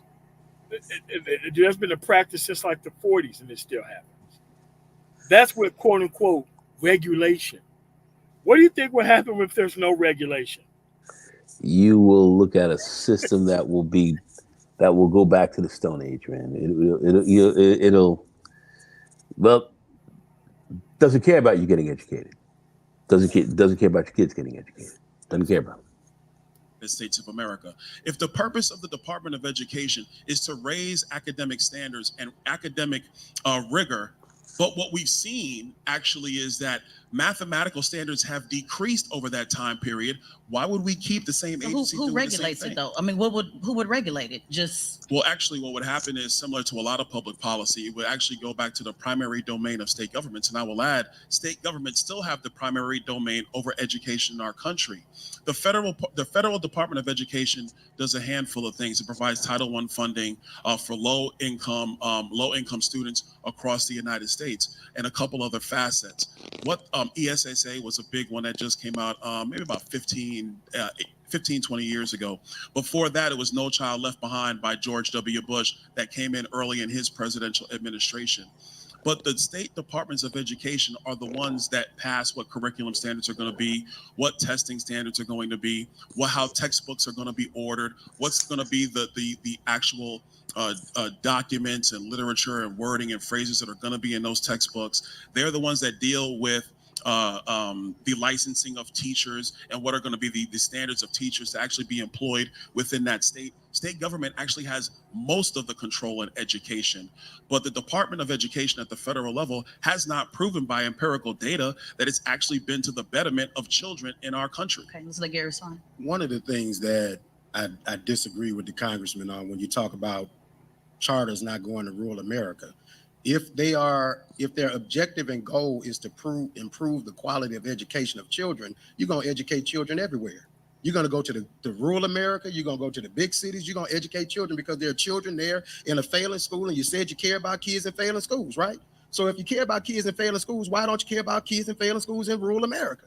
You only care about kids in failing schools in the inner city because that's where the tax dollars and the tax base is there that they're going to let you screw their children.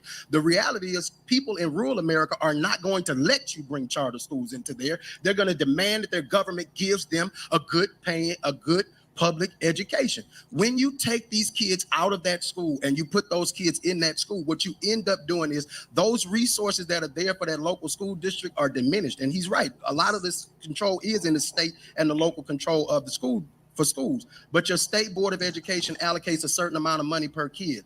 That goes into the local school district based on what school they go to. When you take the resources out of a local school district where the most levers for accountability exist for a parent, that's where the trouble comes, because you can't challenge the board at many of these charter schools. Now, I don't disagree that we should have innovation, that we should have new ideas in education, that we should find ways to create that and stimulate that within the psyche and the mentality of our country. I don't believe that this method has worked. And I think the proof of that is we're all discovering what is the path forward. Right? I think that was an answer that people presented at a time because there were issues in education around the country. But I think that when you look at it over the last 20 years, that it hasn't necessarily benefited us. The other thing is when you talk about vouchers, Arizona said one amount that they were going to put in the bank for voucher program. That amount is ballooned beyond what they thought it was. Nobody knows how many people are going to opt into these voucher programs, number one. Number two, a lot of the people who are opting in are people who can afford to send their kids to private schools, but they end up getting the benefit of sending their kids to these private schools on your tax dollars. And regular people who live in these communities who actually need the vouchers aren't getting the access to them. And they usually don't have the means to transport their kids to all of these different places. So I just don't think that that's worked. I do think we need to figure out what is the path. And I think conservatives and liberals are wrestling with what that is, because if our children are not educated, we are failing as a society. And that is something that I think we can agree that we have to figure out what is that path. I don't think the current suggestions on the table are it. I think we need to figure out what does good public education look like and fix that in America for all of our children. I'm gonna get to a question in the audience, but all of us have children. And I think I just want to point out this important fact when I'm having this debate. I believe in all of the above, just to put my position, to have the option. But when Gary pointed out that a lot of people don't even have the ability to drop your kid off, that was one of the things that I struggled with. There was no bus to get to the charter school. I wanted her to go to a charter school because the inner city that I was in was failing. So I put her in the charter school, but I also had to make sure that there was transportation to get her to charter school. And a lot of folks are working 1-2 jobs late. So that was an issue. Another concern that I had was when I took her and put her back into the public school, because there was nothing regulating between the two to make sure that she was on task. I'm thinking she's ahead of the game, ahead of the curve on the charter school, went back to the public school and ended up being behind because they taught math totally different in the public school system versus what she learned in the charter school. So quickly, in 1 minute, I want both of you to give how would that be regulated? In other words, are our children learning the same? Is there some inequality in that? This is important because if you want to remove the guardrails and allow them to do whatever, because Byron Donaldson and most fake conservatives are all about cutting regulation, moving the tax code over to let people be safe. And how do we make sure they stay on path in a 1 minute response? And I'll get to the question. You raised a great question. I want to say very, very quickly, every state, they have their own funding formula for education. I can only speak to Florida. In Florida, there is a level funding formula, for every child across the board. Children who have special needs actually get more money in the funding formula. And so that's universal across our entire state. The difference is when you get down to the local level, the county level, the local millage rate that they collect from property taxes, that's the difference. And that's where you'll have one school district that seems to be more affluent or is more affluent. They seem to have more things, whereas in a poorer district, they have less. In Florida, we set it by counties. I don't want to speak to Louisiana. Maybe it's by parish. I don't know. But in Florida, it's done by county. So you can have schools in Collier County, and even within the county, sometimes that's not even level. So those are some of the things on the conservative side of the aisle that we do wrestle with, and it speaks to the transportation issue. I think to your question about kids learning different things in different schools, I'm of the belief that it's not so much about the curriculum per se, because you can teach math. I believe there's one way to teach math, and that wasn't a question. She asked you about regulation. Remember, you said that you wanted to get rid of the Department of Education. That's what you said. The question was about how do you regulate it beyond that. I'm not sure what is he talking about. That's what I'm saying. He's going off on a whole different tangent. He doesn't want to deal with that issue. I mean, what he's saying is great, but he's parroting Gary Chambers' point. But it's like, how do you regulate it? When you said on the record previously in this conversation, how do you regulate it? So let's keep going. Let's see how much he gonna keep doing. It's the old way of learning math, the way I learned it.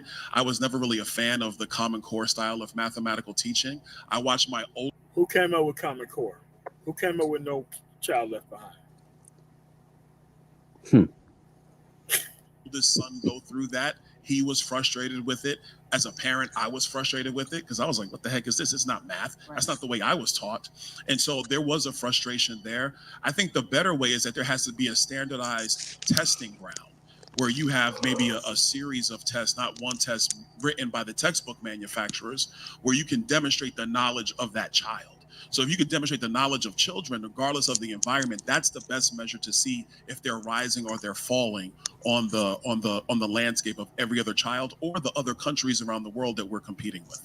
My concern with standardized testing is that African Americans typically do not do well on standardized testing. So there's a whole bias and a whole conversation with that we can talk about. And that's why I don't want to, I'm sorry, Gary, that's why I don't want you to cut you off. This is important. That's why I think that instead of having one test that is written by legislators or written by textbook manufacturers, which typically is the case, there are a series of other tests that have been existing for a long time. The Iowa Basic is one for a long time that existed. There's about 5 of them. And what you have is students in a district, in a school, in a county, in a state, they don't know which test they're taking. They just take the tests that are brought. And that helps you demonstrate their ability to comprehend and do the basic skills work that we really do need young kids to be able to perform. Okay, let's get to our question in the audience. Miracle. Love and Hip Hop Atlanta is dropping its first. All right, man. Let's stop this. I cannot stomach these fucking ads. The only thing it's done is make me mad at every single advertiser that I've ever seen here thus far. I don't want to hear that shit. Let's keep going.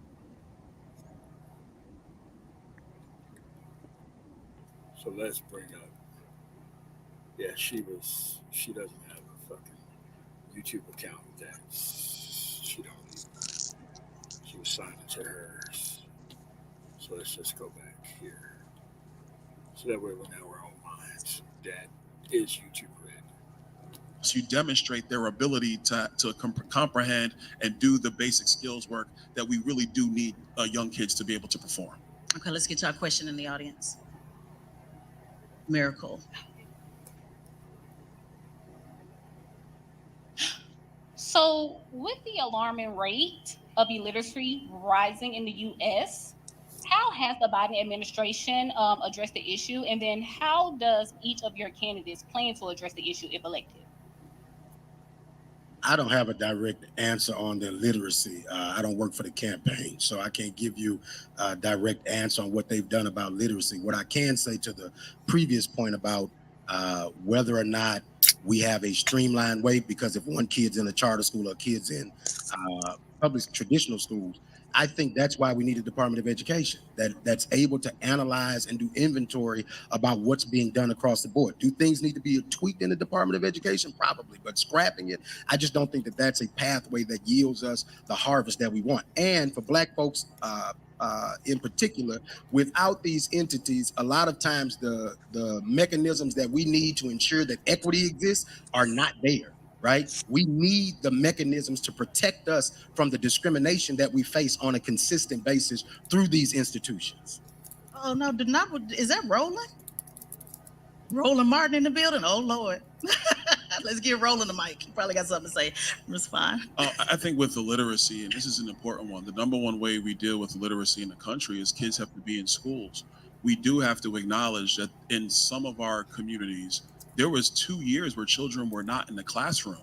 And now the data has come out. Now the information is coming out that was more about the National Education Association and the American Federation of Teachers, not the teachers, but the union leaders who were actually blocking kids going back into school. We do have a real epidemic in our country with children who have fallen behind. And if we're going to be real about it, most of those kids happen to be Black kids and Spanish kids, because they're the ones who were in these school corridors where they were locked out of the classroom through no fault of their own.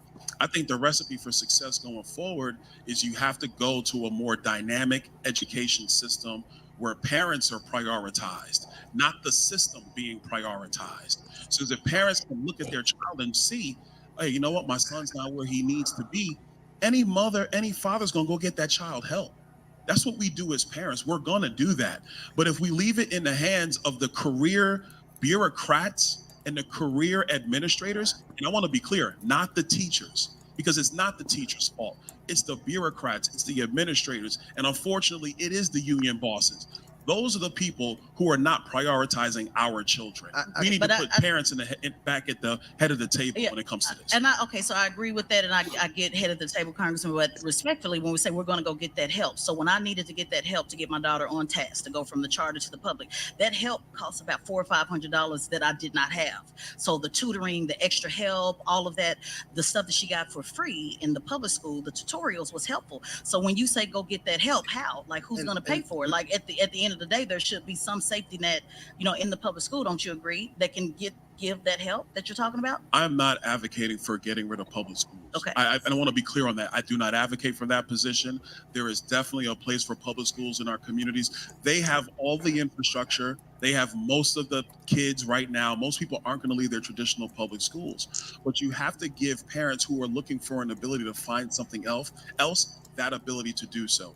And there are states, Florida is one. I actually wrote some of the policy when I was at the state level, when we actually went to a transportation scholarship along with some of the other tax credit scholarships that we had for parents who were saying, I need to be able to transport my child, or I need other tutoring services.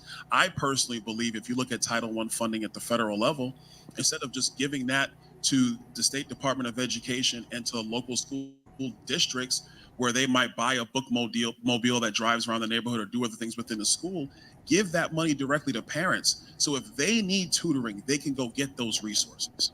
Let me We're going to go to criminal justice. I struggle with when you talk about kids being out of school, ignoring the fact that teachers were at risk of dying. Right? Like when we talk about why people weren't in school, my mother was a public educator for 30 plus years. My father was a janitor in the public school system. So public schools produced this man right here. My issue is when we act like teachers should have been, children's immune system recovered swifter from COVID. We know that.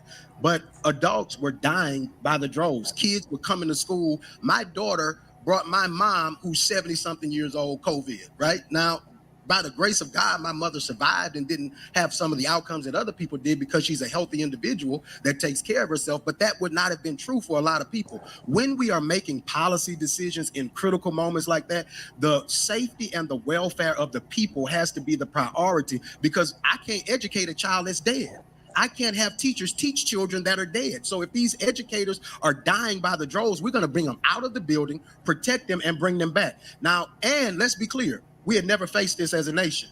So you just gonna dump all the kids in the building, let them keep getting sick, getting the old people sick, people dying. I went to way too many funerals outside. And when we listen to conservative policies, there's a thread of inhumaneness that rides through them. There's a thread of ignoring humanity that consistently rides through that for the desire to be profitable. So this is where I got to push back, Gary, because in Florida, we actually reopened our schools faster than any other state in the country. And we have one of the oldest populations in the country. And people died in Florida. But hold on a second. And a lot of people died in Florida. This is important because the rate of death from COVID-19 in Florida was actually below some of the other states that had the draconian lockdown. Give me the amount of people that died in your state. That's the data. Give me the amount of people that died in your state as a result of those policies. As a result of which policies? Reopening our schools? Opening the economy. Georgia and Florida continued to do things that were against what is the best interest of the citizens. People died in your state, sir. We had lower deaths than. Give me the number of how many people died. We had lower deaths than New York and California, and we had a lower population. And we had. Do you let me make my next statement? By the way, we have a larger population in the state of New York, and we had a lower death rate than California and New York. Sir. And you had diametrically You're not going to answer policies. my question. How many people died? If I tell you the death rate and the absolute. All right, here's the thing about Florida. During COVID, because I was about to type this statement, but I'll just say it. Their death rate was so out of control in Florida, they were stopping incoming cars on I-75 and I-95 at semi-truck weigh stations and thermostats before they allowed them to come in the state. Driving into the state, and I remember that well. Into the state. That's exactly correct. I remember that. I mean, you know, there were states that didn't have any problems. Like, okay, Wyoming was one of those states that had absolutely no problems until they opened back up the travel restrictions. I think, what place did I sit down and eat at that never closed? Fargo, North Dakota. I don't think North Dakota closed at all. But there wasn't nobody out there driving around either. But you have to understand that whole ignoring the thing and opening back up no matter what, that has some serious consequences for people in that state. He knows what the numbers are. He just don't want to say what the numbers are. He's trying to avoid the numbers because we had one of the worst responses to COVID to almost any country in the Western world. We had one of the worst responses. Wealthiest country, one of the worst responses we had. One of the worst. Yeah, and that's also true too. That's also true too, Lawrence.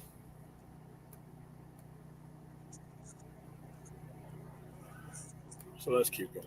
Because the most people per capita, by percentage, did die in Florida. But let's see how he answers. I think death rate, how many people died in your state as a result of those policies? Gary, I don't have all the numbers of all 50 states. It's been 3.5 years. What you mean don't bring it up? Don't bring up Don't number do that that we don't because have the number for. you are throwing out an emotional argument. And then when I tell you... I'm throwing out a that the factual death rate- argument. Did people die? Anybody on social media can go Google it right now. Did Go people check out the die? death rate in Florida, the death rate in New York, Roland the got death the rate in number. California. Pat, Roland, what's Go the ahead. number? I like fact checks in real time. That's what I'm saying. Let's go. Donald Trump didn't want fact checking in real time. Neither did Kamala Harris, Roland. Let's acknowledge that. Well, she fact checked him. But let me be clear. She didn't fact check herself. Actually, well, you know, he lied 50 times in the first debate. She lied 33. 33. Here's the whole deal. The reality is here. When it came to Florida, okay, what COVID exposed, first of all, Florida per capita had a higher rate, and then that was acknowledged. But here's the problem: what you did not admit to. What COVID exposed was the inequities between inner city schools and suburban schools. For instance, in Montgomery, Alabama, they actually had to use school buses and turn them into hotspots because they realized the number of kids who couldn't get on the internet. It exposed the Black and Hispanic kids who didn't have laptops, who didn't have iPads. So when we went to a virtual learning system, white kids in suburban areas, or even in cities where higher income areas, they were in a better position. It exposed the inequities in the education system. So the system was grossly unprepared for it. To Gary's point, folks were dying. Black folks were dying in a significant rate. And so what COVID exposed was the problems in our system. Now, you're right. The data is there where Black and Hispanic kids in terms of where they are. Because first of all, majority of kids in public schools are Black and Hispanic. So the problem is you got largely white folks making educational decisions that don't impact their kids. So what's happening, even listen, I created school choice as the Black choice. I know this whole deal. The fundamental problem, though, that you have to admit, you got two things. Conservatives want to get rid of the teachers union because they're one of the biggest donors of the Democratic Party. That's what you got going on. I've actually sat with these folks. Then you have folks on who are progressive side who, yes, are taking advantage of a teacher position and not education of the children. So now you got to put people's motives on the table and say, why are you here? So the voucher plans in Texas and Tennessee is not about low-performing kids. It's about white suburban parents. And that's why I've opposed what's happening in Texas, because that is a voucher scam, because it's not about low-performing schools. It's allowing everybody to be able to have a voucher. And we see in Arizona what actually happened with the data. The number of people who greatly benefit from vouchers are people who already send their kids to private schools.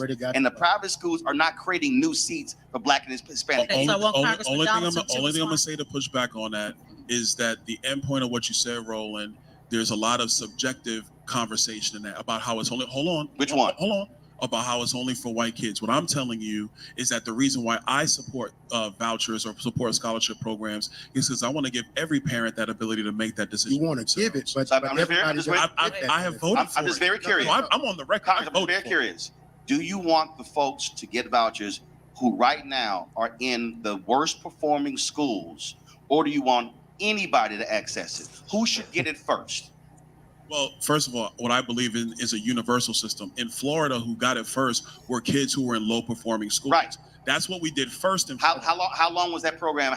25 years. Precisely. Yes. The problem in Tennessee and Texas is they wanted to be open to everybody immediately. So you don't have an opportunity to assess it. I believe if you do a voucher program, it should be for the worst performing schools and students. You can set about percentile. In Texas, that's not what they did. And in fact, it's even worse in Texas because Lieutenant Governor Dan Patrick, what they wanted to do was they wanted to keep 40% of the money that was supposed to go to parents and say, oh, it's a tax savings. Parents will get 60% of the money. We'll keep 40. And I'm like, well, if you care about the parents, why not get to Tesla's point, get the parents 100%? I can't speak to Texas's plan. I'm gonna tell you Florida's plan. So let me kind of bring some consensus on this. It sounds like this is a state issue. So is this why the federal government should be more involved on the federal level for the department? Because when we're talking about this is what we're doing in Florida, this is what we're doing in Texas, this is what we're doing, and so there's not consistency, which we're getting ready to get into with criminal justice when you have these leave it at the states. Now we're and by the way, I lived in Orlando, Florida, so my daughter went to school most of her time in Florida. Then when we moved to Oklahoma City, she went to the charter school, then back to Texas, and she was off chart because you have so many different states that have different rules. So I kind of want to, I'll let you respond quick. 2 minutes literally, which is why the Department of Education is important. I'm not even going to go 2 minutes. And then I'm going to go real quick. I'm a conservative and I'm a federalist. I believe that there is a role for the federal government, but that role is limited and defined. There is a reason why you have laboratories of democracy in the 50 states, because each state has to actually go through the legislative and policy work to find the best mix, and then people will move to the best. But see, when you say that you're, I don't want people to have to move. But see, we say people to move. It wasn't. Everybody doesn't have the resources to move. See, this is where we go back to the resources. But when you give states the power, and without their checks, that's how you end up with Louisiana being 34% Black and having underrepresentation for the last 100 years, right? We have 34% of the state. We just got a second Black majority congressional district as a result of court rulings. We had to sue to get that. That's because of voting rights being rolled back. That's because of Trump's judges. That's because of allowing things to be rolled away at the federal level and leaving it up to the states. That is a fact. That is a fact. Actually not true. That is a fact. If I we know the state of Louisiana sued, but everything you said, the reasons why is actually not true. No, we sued because we didn't have the representation. Matter of fact, Black people, I live in the second blackest state in America, okay? Republicans have a super majority in the House and the Senate. Black people had 1 out of the 6 Congress members. In Louisiana, they elect 5 white congressmen every 2 years. There have only been 5 black people elected to Congress from the state of Louisiana in the history of this nation because of those type of policies. Listen to what I'm saying. 5 white people get elected from the state of Louisiana every 2 years. There have only been 2 black people to serve in Congress from the state of Louisiana in the history of this nation, because there are people like this good brother who believes that the federal government should have no say in what the states are doing as it relates to our policies. That's wrong. Either if you're a federalist, that's what you believe. There are, if you are a federalist, that's Article what you 1, believe. Section 8 of the United States Constitution actually lays out the roles of Congress and the roles of the federal government. You have to make. So how do black people? I'll let you go, wait, Gary. Black I'll let you go now, Gary. Now, black people have had to fight against Gary, I'll let you go. I'll let you go now. Black people have had to fight against the Constitution from the inception of this nation. If you want to talk black about the people fought Constitution, against the Constitution didn't even consider you this country. a full human. Women fought The against Constitution being subjugated in this country, and we've moved Sir, past that, Gary. No, we can't ignore that. We have not moved past that because people in your party don't want women to vote today. Okay. What are you talking about? That's a fact. Okay, so let's. This is the emotional argument. I'm not talking about race. I may be emotional, but I am not going to tolerate. I may be emotional, but I am It is not a policy. So let's I may be emotional, but I am factual. Yeah. You are not factual. Okay, Go ahead. so- Were black people full citizens in the Constitution? Do you want to have this Were debate? blacks? Yes or Let's no? go. So were black people you want me full to answer? citizens? Do you in want the- me to answer? Yes or no? Were black people full citizens? Do you want me to answer? Okay, so I'm gonna answer it right now. When the Constitution was being drafted, it was the Southern states. Don't give me all Gary. that. But here's the thing. Here's the thing. Gary just wants a yes or no. He don't want to talk about the details because the devil is in the I can details. give you the When details. somebody wants to go yes or no let's and not get to give it. you the devil, then that's a problem. Okay. Now let me So speak to it. let him respond. Now let me speak to it. When the Constitution was being written, the Southern states did not, obviously, because black slaves were not allowed to vote. They wanted to count every slave as a whole person. And the reason is because the Southern states wanted more congressional seats in Congress to control the federal government. The Northern states, the non-slaves. While they were enslaved. Are you going to let me finish or are you going to answer for me? Let me finish. The non-slave states said, no, you cannot count black slaves in terms of apportionment because they are not allowed to vote. You're not going to give them an opportunity to be represented in the federal Congress. The compromise was a 3/5 compromise, but it was because the Southern states wanted to use a black body to get more power, but not give the black body an opportunity to determine its own destiny. It was the Northern states that didn't want black people to be subjugated even more at the writing of our United States Constitution. That's the devil in the details that nobody likes to talk about. Let's be clear that when slavery ended in my state, the second blackest state in America, we put a black man in the governor's mansion in Louisiana. Okay, he was the president of the Senate, then the lieutenant governor, and he became the governor of Louisiana. Because a black man fresh off the plantation in 1872 becomes the governor of Louisiana, comes in all of these restrictive laws that made sure that black people did not have the right to vote in southern states, in deeply southern states. When you talk about what has impacted us, it is I personally am the 4 generations ago, my great-grandfather was a man named Philman Thomas. He was a congressman in the 2nd Congressional District. He owned my great-grandmother, who then produced my lineage in this family. So don't tell me what exists in this country. I still live in the full understanding that if I were able to grab all of the things that came from my history, having a grandfather that was a member of Congress, I'd probably be in Congress today. But you can't talk about all of the nuances of our lives and our history because it's written away by the myth and the lies that people like you tell. First of all, the only thing that I'm bringing to this entire debate today is to be focused on the policy of what's going to happen in this election and going forward. We can talk about the history if you want to. I'm more than happy to do that. But let's be very clear. History does impact reality, though. But let's be very clear, because I said it earlier. In 44 days, this conversation, whatever Donald Trump says, whatever Kamala Harris says, all those points go away. What's going to happen after that election are the policies that are going to impact black people. And that matters. Okay, let me say why that matters. Let me say why that matters. They're not going to get to the next topic, y'all. The history matters The history matters because if you don't have the context, you don't understand why and how we got here. You don't understand how we're still being restricted of having equal representation. If I'm telling you that right now I live in a state that does not have fair representation, that there's a supermajority in the legislature that is Republican right now in Louisiana, when black people make up 34% of the population and we cannot have fair representation, that is because of people who believe in federalist ideology. No, that's black people's fault. So we're going That to is not black people's fault. We're going to the next. Hold on, excuse me. We're going to the next topic. Hold on. Wait a minute. Wait a minute. Even if black people voted, even if we voted, there are not enough seats allocated to us to have fair representation. Okay. Here's all thing I'm gonna say. That's a lot.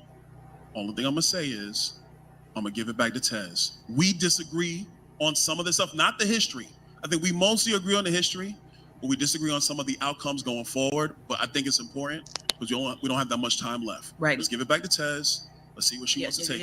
Let's go to the next one. This is why we need this show to be one topic, so we can really unpack it. There's so many layers in politics. I want to add something quickly on criminal justice reform. Since 2020, we only got about 6 minutes, guys.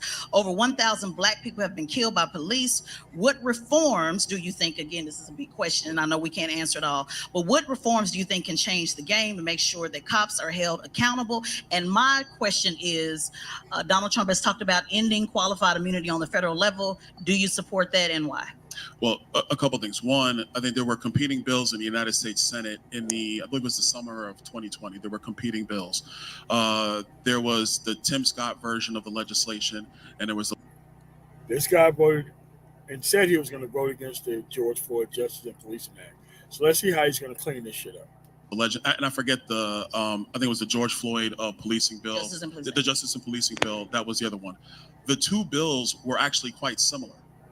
The one major difference between the two pieces of legislation was qualified immunity. That's a big difference. In the Tim Scott's bill said you can't get rid of qualified immunity. I agree, you cannot get rid of qualified immunity. If you get rid of qualified immunity, I'm telling you today, you will have less police officers on the street. Then fuck those people. Then hire other people. Like, listen, I go way further than that. Like, dude, listen, just put the police under the UCMJ, the Uniform Code of Military Justice. That's what stops Navy SEALs and Army sappers and special forces from acting a damn fool. Instant, overwhelming, and brutal consequences. There is no, oh, I seen something, I heard a pop, so I unloaded an actual whole round of people. Any person who says that you cannot get rid of qualified immunity, this person just don't even believe in the equal protection and the rule of law. There is no rational reason for a person to say you can't get rid of qualified immunity. We in Colorado got rid of qualified immunity in the legislature. Why would a person opt for anybody in the government to have the right to kill people without due process? Who would say that? And you're a conservative? Go ahead. No. That's absolutely insane. But that's actually the system that you have. One of the other ways to really put a lot of control over that is having a civilian review board. That's just not a group of people who can just review what you're doing, but have subpoena power and able to put you behind bars. And you can have if you want to try to have all the qualified immunity you want with a civilian review board reviewing every shooting, every beating, or whatever else like that. And they're making judgments on that. And these are community-based people, but yet can put you away. You will see a lot of stuff change. And we've seen that in limited areas where we've seen these type of boards exist. So we know exactly what would have that we would have. But talking about qualified immunity cannot be terminated. That's unbelievable.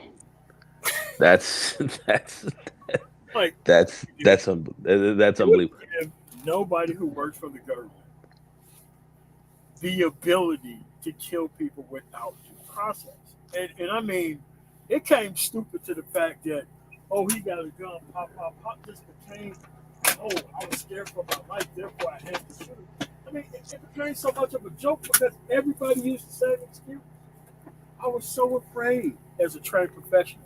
I was so afraid that I had to unload a whole clip into a person. Oh, because that's my training. Well, Trump, he wants to come in.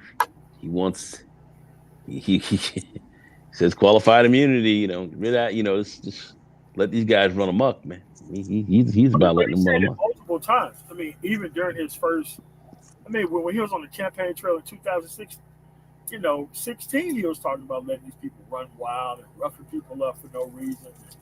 We're talking about a guy who's talking about, well, can you just send the National Guard out there to shoot people in the legs and all that kind of other stuff because they're protesting? And it's like, dude, some of this stuff is just straight up illegal. And if you don't understand that, then you're just in the wrong job, buddy.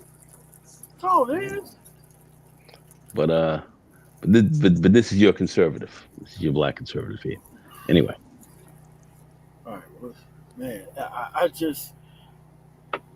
I think this police thing is too easy to fix. I think you should start charging people with conspiracy to commit murder. You know how, when you get caught trying to help bury a body, I think your ass should be locked up for that. The moment you come out of your mouth trolling about somebody should die by the hands of the police, you should be locked up for your actual point of view. Because that is an actual crime that you actually attributed to. Like, there's no such thing as needing that type of nonsense. Yeah. Let's see what Joseph Major say. Instructor Mike says qualified immunity should be gotten rid of. Also should find their own private insurance. Yes. Yeah. Market solution. Yeah. If you're pulling people over for unconstitutional reasons and you're actually running somebody's ID through the National Criminal Information Database and you don't end up with a ticket, you just violated that person's right. You just held this person on the side of the road for no reason. Your insurance rate should go up. Yeah. Your insurance rate should go up. Look, listen. If you're a doctor and you end up taking off the wrong arm or the wrong leg, guess what's going to happen to your insurance rates? You're going to freaking skyrocket. And you got to treat police officers like actual professionals. Are they professionals or are they not professionals? Yeah. And doctors, also, if they do something real egregious, on the job, they not only lose their license, but they too can go to jail. And they act like the person that's being a police officer, you can't fire them, you can't get rid of them. Like, dude, people get fired every day. Every day. And they have to go reapply. But let's keep going, because that's just kind of... We have a ton of black officers who serve in our police departments, Hispanic police officers, white police officers. When you get rid of qualified immunity, what happens is that police officer is not just subject criminally, but also subject financially. Hold on. So what officer is going to... Yes, they should be. Why shouldn't they be? Yes. Please help me. Please land the plane, Byron Donaldson. How come that they should not be financially and legally liable? Sign up when you deal with, at a minimum, any one officer has what? Maybe a non-racist, maybe a non-racist one. Now, I just want to say, so I don't think you should get rid of qualified. Okay, and let him respond. We only got 5 minutes. I would love to come back, Congressman, and have this conversation. I actually am the senior advisor for the George Floyd family. I was there when they wrote that, so I definitely want to talk about that in full detail. Let me say, I was one of the lead organizers for activities that took place in Baton Rouge when Alton Sterling was killed by the police. I could tell you last year, in the last 2 years, over 1,000 black people were strip searched by the Baton Rouge Police Department unjustly. That a federal judge ruled that the strip search policy of the Baton Rouge Police Department this year ruled this, that it was unconstitutional. And that I could tell you the names of countless other black people who have been wronged by the police. If we end qualified immunity, we can hold them accountable. And what does that mean? That means that a cop who kills you is held accountable, not just by the insurance of the city, but by his personal stuff, that you can go after him personally when he kills you. You know what that's going to do? That's going to stop cops from killing people. Because if I can get your insurance, if I can get your house, if I can take your stuff when you kill us, you're going to think before you pull that trigger. And instead of protecting dirty cops, I'm not bad at good cops. I want a cop to go home to his family at night. I want you to go home to your family at night. But when you have a bad cop, when you have a bad apple, the end of the quote is they spoil the bunch. How do you get them out of the bunch? You ensure that the people who are harmed by them have all of the mechanisms and tools available to them to hold them accountable. And qualified immunity means that that cop is only held accountable by the city.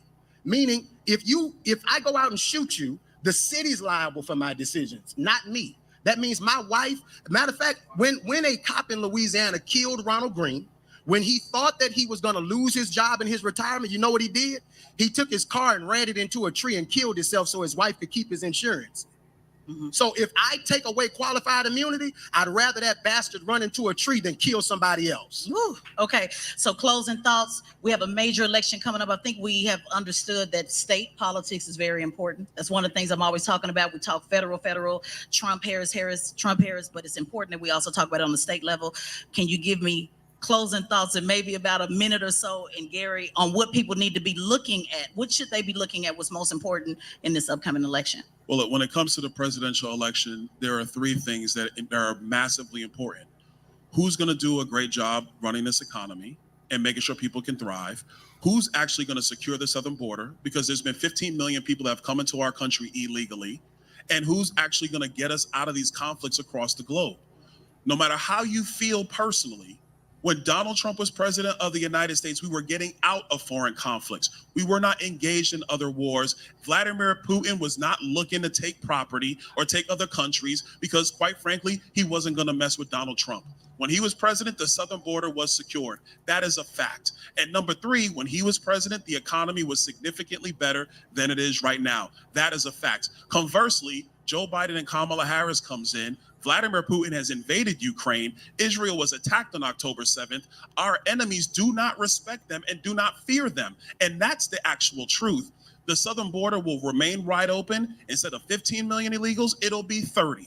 Because the Senate bill, by the way, that she said she was signing into law, that would make it legal to have 1.8 million people come into the country illegal every single year before the president is allowed to act under the law. 15 million people. What is this fool talking about? Just look at the actual policies, because like I said through this entire debate, the debate and the conversations and the personalities and the emotions will end.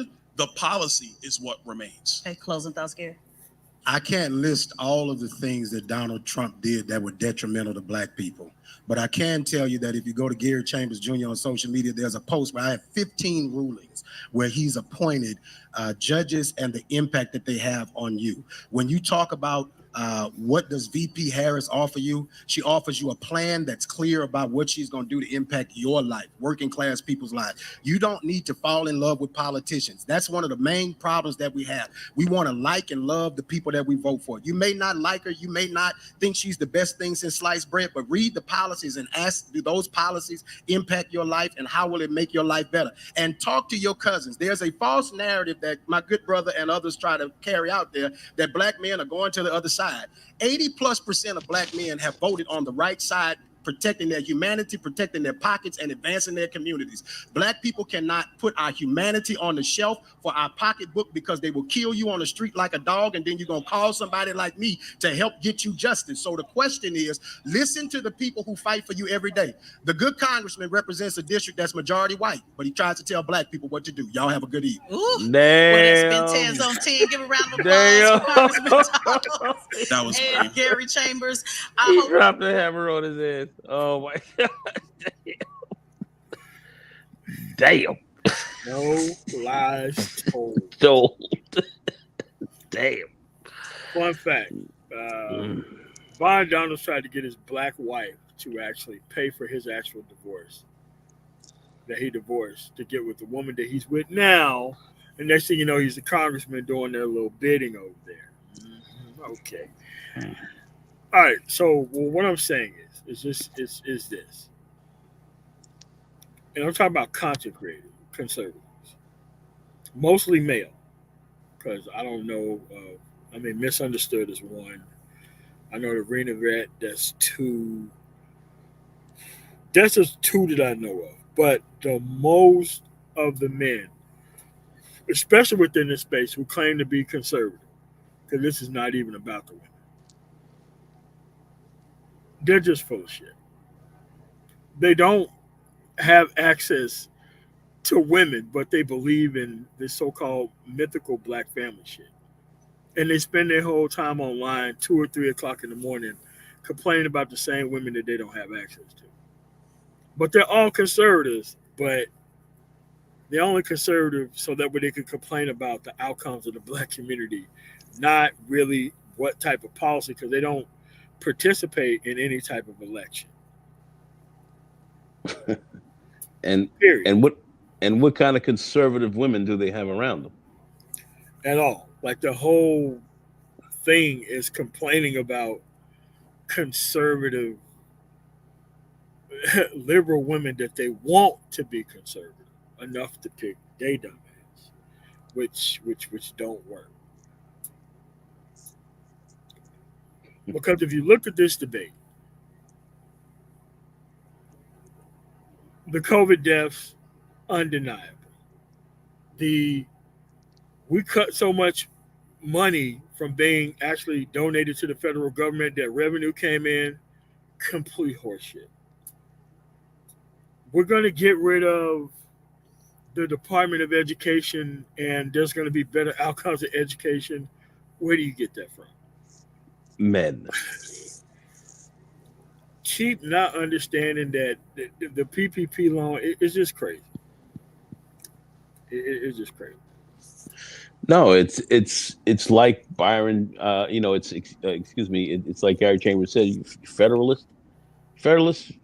Look at what you're going to get with your federalist policies. What are you going to get?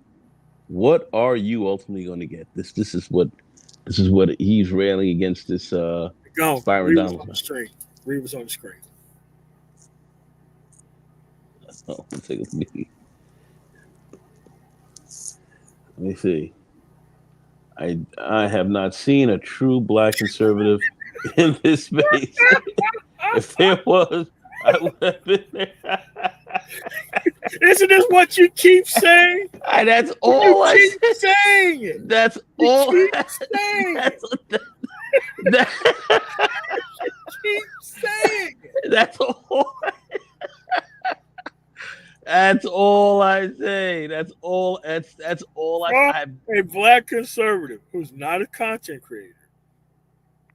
That's all I say. That's all I've said. Every time we talk about black conservatism, this is the same. It is the same sentence that he say, Lawrence, word for word. I have not seen a true black conservative in their space. If there was, I would have been there. I don't know if he was if he's parroted if he heard me say this before or he just said it. I don't think he has. I don't think he has because that's exact. I've been saying that for years.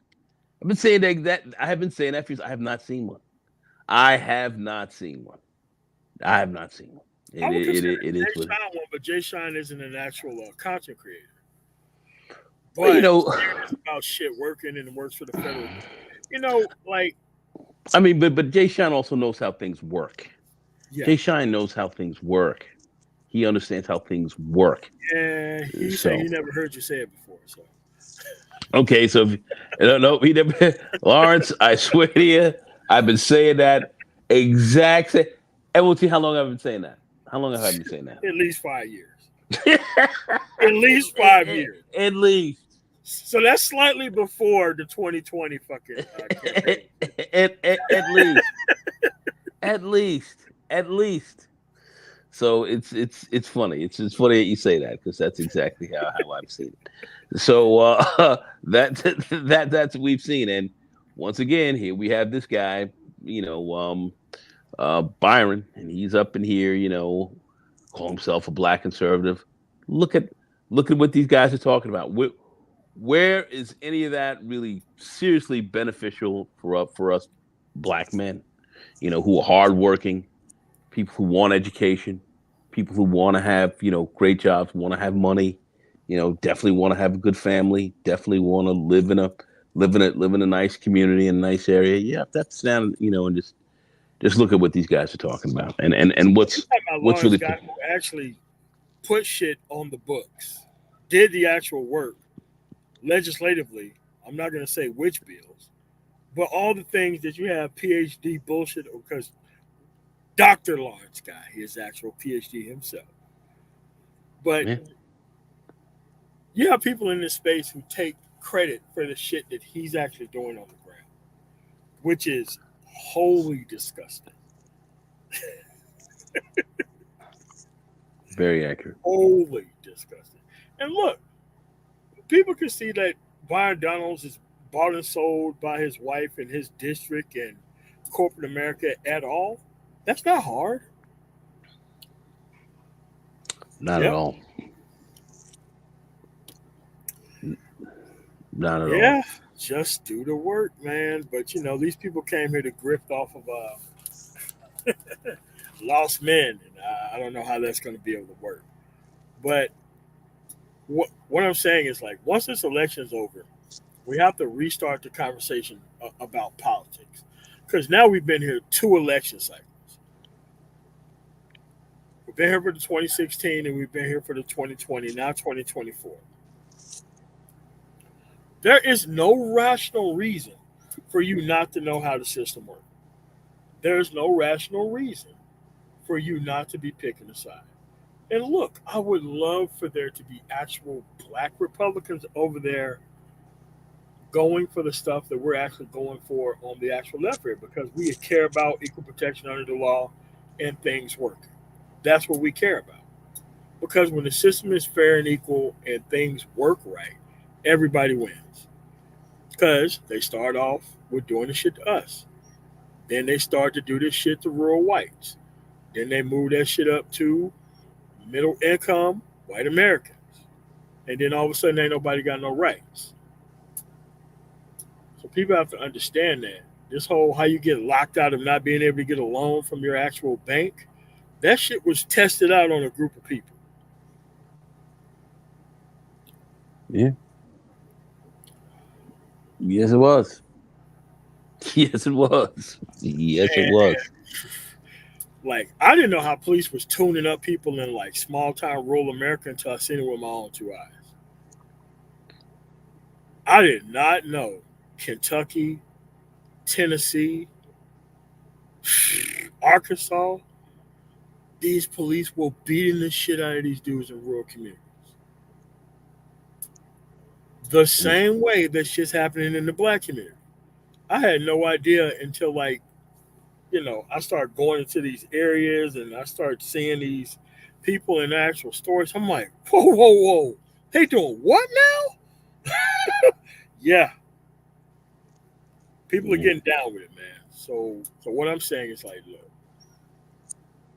we have to be like other groups of people. We have to. Okay? At the end of the day, we got to know what we're doing, what we're actually organizing for to get a result. Because after this election is over, they know who voted. Because if you didn't get a text about showing up to a polling place or have you voted yet, that means your ass never participated, period. You got to understand that this political freeloading shit, they're going to stop coming to black men for shit. Okay? There's no need, like, okay, name me a Roland Martin style character on the right. Name me a black conservative that's like Roland Martin on the fucking right. There ain't one. Doesn't exist. Hey, man, go vote. I'm not telling you who to vote for. I'm telling you to participate in the process. I'm telling you to read the party platforms and make sure you sign up for those actual ballot initiatives that's coming out the next election cycle, because those people are there for that. Early voting for me, I think I was in and out of there in less than 7 minutes. And that's from standing in line, giving my ID, going to the actual window. I probably spent more time reading the ballot initiatives than I did checking in and checking out. Yep. Well, I voted today as well. In and out, so up around the Boom. corner from my house. Say it again. That's what it is. In and out, in and out, in and out. And I'll be phone banking actually this week. So we've got a lot to do. So we'll be phone I banking. don't mind phone banking, man. Like I like phone banking. Yeah. Phone banking is fun, Yeah. I like when we have the college kids and them could come through. But yeah, we'll be phone banking this. We'll be phone banking this week. So it And is so what that's it what I'm is. saying. Like you can't sit here with all this red pill knowledge and all this shit, and you didn't participate in actually changing it. I think that is some of the wackest shit ever. Is like not doing anything with the information. Like here's the thing: if you came to the Black Manosphere and you found additional relationship argument motherfuckers to pay attention to, you never belonged in a space in the first fucking place. Okay? You never fucking belonged here. Not sure why you came here. Not sure why what you're doing here. Why you even came here? Like all these relationship red pill grifters who want to retire on this shit. That's a failing of the people who joined the space. Like me personally, look, if you got bad outcomes, you're a child support dude, your life ain't going right, and you found more relationship motherfuckers to pay attention to, man, fuck you. Fuck you. Why are you here? Why did you come here? This is why I had no problem with just staying away from these stupid motherfuckers. Because at the end of the day, your own lack of personal accountability, that's your problem, your fault. That has nothing to do with society. You have you have even more answers than any two-parent household could give anybody. And you got people still failing that shit. I don't get it. I don't get it. But at this point, like once the election's over with, listen, man, if you still on that relationship shit or need to spend your time around people who are just full of shit, like, hey man, just step off the channel, bro. Because we're gonna keep the conversation super high level, so that way we're not bringing this bullshit back in here. At the end of the day, those people came here to make sure our space don't work. They came here to gentrify our space, invite a whole bunch of dumb people here, so that way things don't work. You gotta take responsibility for the state that you actually live in. I don't want to hear anybody from these high crime areas, your St. Louis's, your Kansas City's, your Chicago's, your Philadelphia's, your Detroit's. Like, man, I don't want to hear that shit. I want to hear what you actually changed in your actual area. And don't tell me that the Democrats need to be doing all the fucking work. You need to be out there signing and fucking getting those things signed too.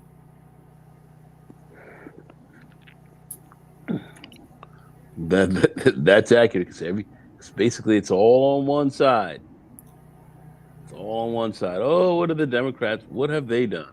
Okay, what have they done? All right. And it's like it's the fake Byron Donalds that give cover to a whole bunch of nonsense. A whole bunch of nonsense that shouldn't even be. When that dude can just be fact checked to oblivion while things go on, and he even brought it up. That he didn't like being fact checked. But the mainstream media have got to stop letting this dude get away with just lying, just straight out lying to people about what the fuck he's doing up there. And look what he's legislating. What bills is he bringing to the table? Right. That's the. But he's against everything for people, but he want to cut all this shit for corporations. It's nuts. Yeah. All right, so tomorrow night we're gonna have another banger for you. Oh, so let me drop the link to that actual live stream so that we can get some likes on it. But you have to be able to understand that. Look, man, you have got to be invested and involved in the actual system out here. You got to be invested and involved in it. And if you're not, that's on you. You want to find different homeboys to find a friend to fail with, that's on you. Definitely.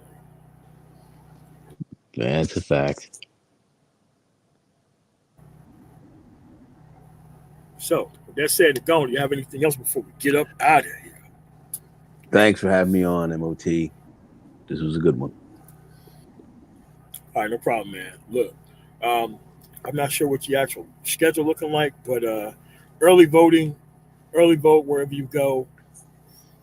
Dude, if you can make time to be looking at all this sports shit or listening to Stephen A. Smith screaming at motherfuckers for no reason, you can take your ass out there and early vote, man. Don't give me this bullshit that you can't go out there. Simply participate in the process and get up out of there. You have to make it. Like, this is your country too. If you keep letting people who don't give a shit about you vote and you don't show up, you're giving them tacit ability to screw you over. And maybe you need to be screwed over. But at the end of the day, this is why I say it starts with the productivity piece and actually having a career field. So that way you can move from these bad outcomes and move to better areas. So that way you can mount this fight the right way. Correct. And please participate. Yes. I don't buy this. I'm trapped in the fucking, the